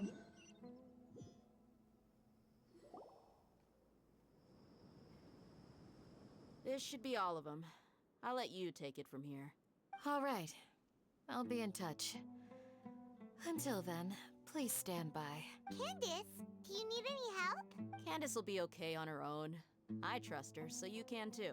She's been guarding Aru Village for quite some time now. If If anyone is qualified to question the offenders, it's her. While I'm questioning them, why don't you pass some time by exploring the area? I'll meet you back here tomorrow morning, Traveler. Sounds good. As for these idiots, let's just hope they live to see another day. Lol. Okay, well, eavesdrop? I can eavesdrop? You heard the question. Now answer me. Oh. Is she like okay. I think I might stop here because it's getting late and I have to wake up pretty early tomorrow. But holy shit. Holy shit. That was incredible. Like, just this first act was incredible. I don't even know how the second act is gonna be because this first one was so good. This is so crazy, dude. Lots of stuff going on, yeah. Oh my god, and I'm so happy we got to see Scaramouche again. It's just been so long. God damn. I don't know if we're gonna see him again in the next act, but like I'm really satisfied with what we've seen today, and I mean, I can't wait for him to be playable and everything, but that was really cool. That was really, really cool. I need to rewatch that cutscene. Ooh! Anyway, hold on a second. Why is... Ah!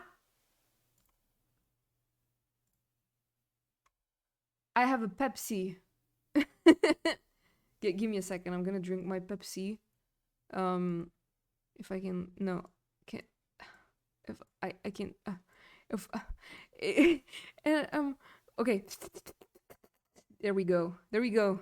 Pepsi. It's on my face now. I'm drinking out of the side, like... Alright. Anyway, guys, I really appreciate you for coming here. It was really cool. And I'm gonna stream more Genshin tomorrow night. I usually stream on Fridays, but I'm not available this Friday because I'm gonna dog sit from my parents. So I'll be away Friday, but I'll come back to stream probably on Sunday. I said I would stream more Genshin, but I think I'm mostly gonna do the event on Sunday, I think. The wine event, so... Yeah, this is a Genshin week. I'm sorry for people who don't like Genshin. It's my time. Alright. Let's see who I can read. Oh, Zobstan is also playing Genshin, but I'm scared I'm gonna be spoiled if I raid them. Oh no.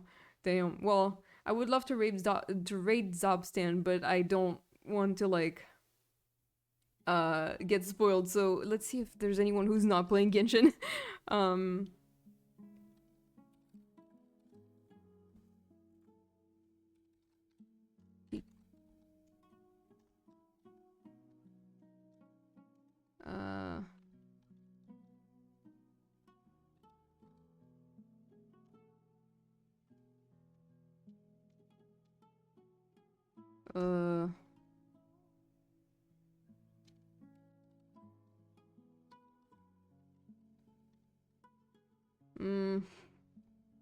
Well, I don't know, because there's no one in my list.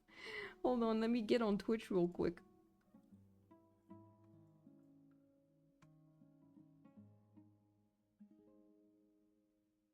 Oh, there's not many people streaming right now. I mean, I could raid the... I mean, Iron Mouse is streaming, but she has like 10,000 viewers. Raid me, I'm gonna play a horror game. I don't even know what a Twitch is. You know the website you're using to watch me right now? Lol.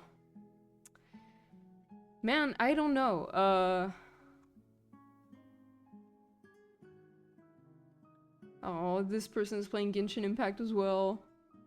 Oh my god, everyone's playing Genshin Impact. I can't rate anyone who's playing in Genshin Impact right now. Damn.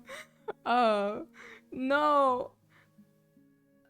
Oh, we're gonna raid Ebiko. They're playing Final Fantasy. Alright. What's a website? Your mom. Alright guys, I'll see you later. Thank you for coming. I'll see you tomorrow if you want to watch me again for more Genshin. Bye!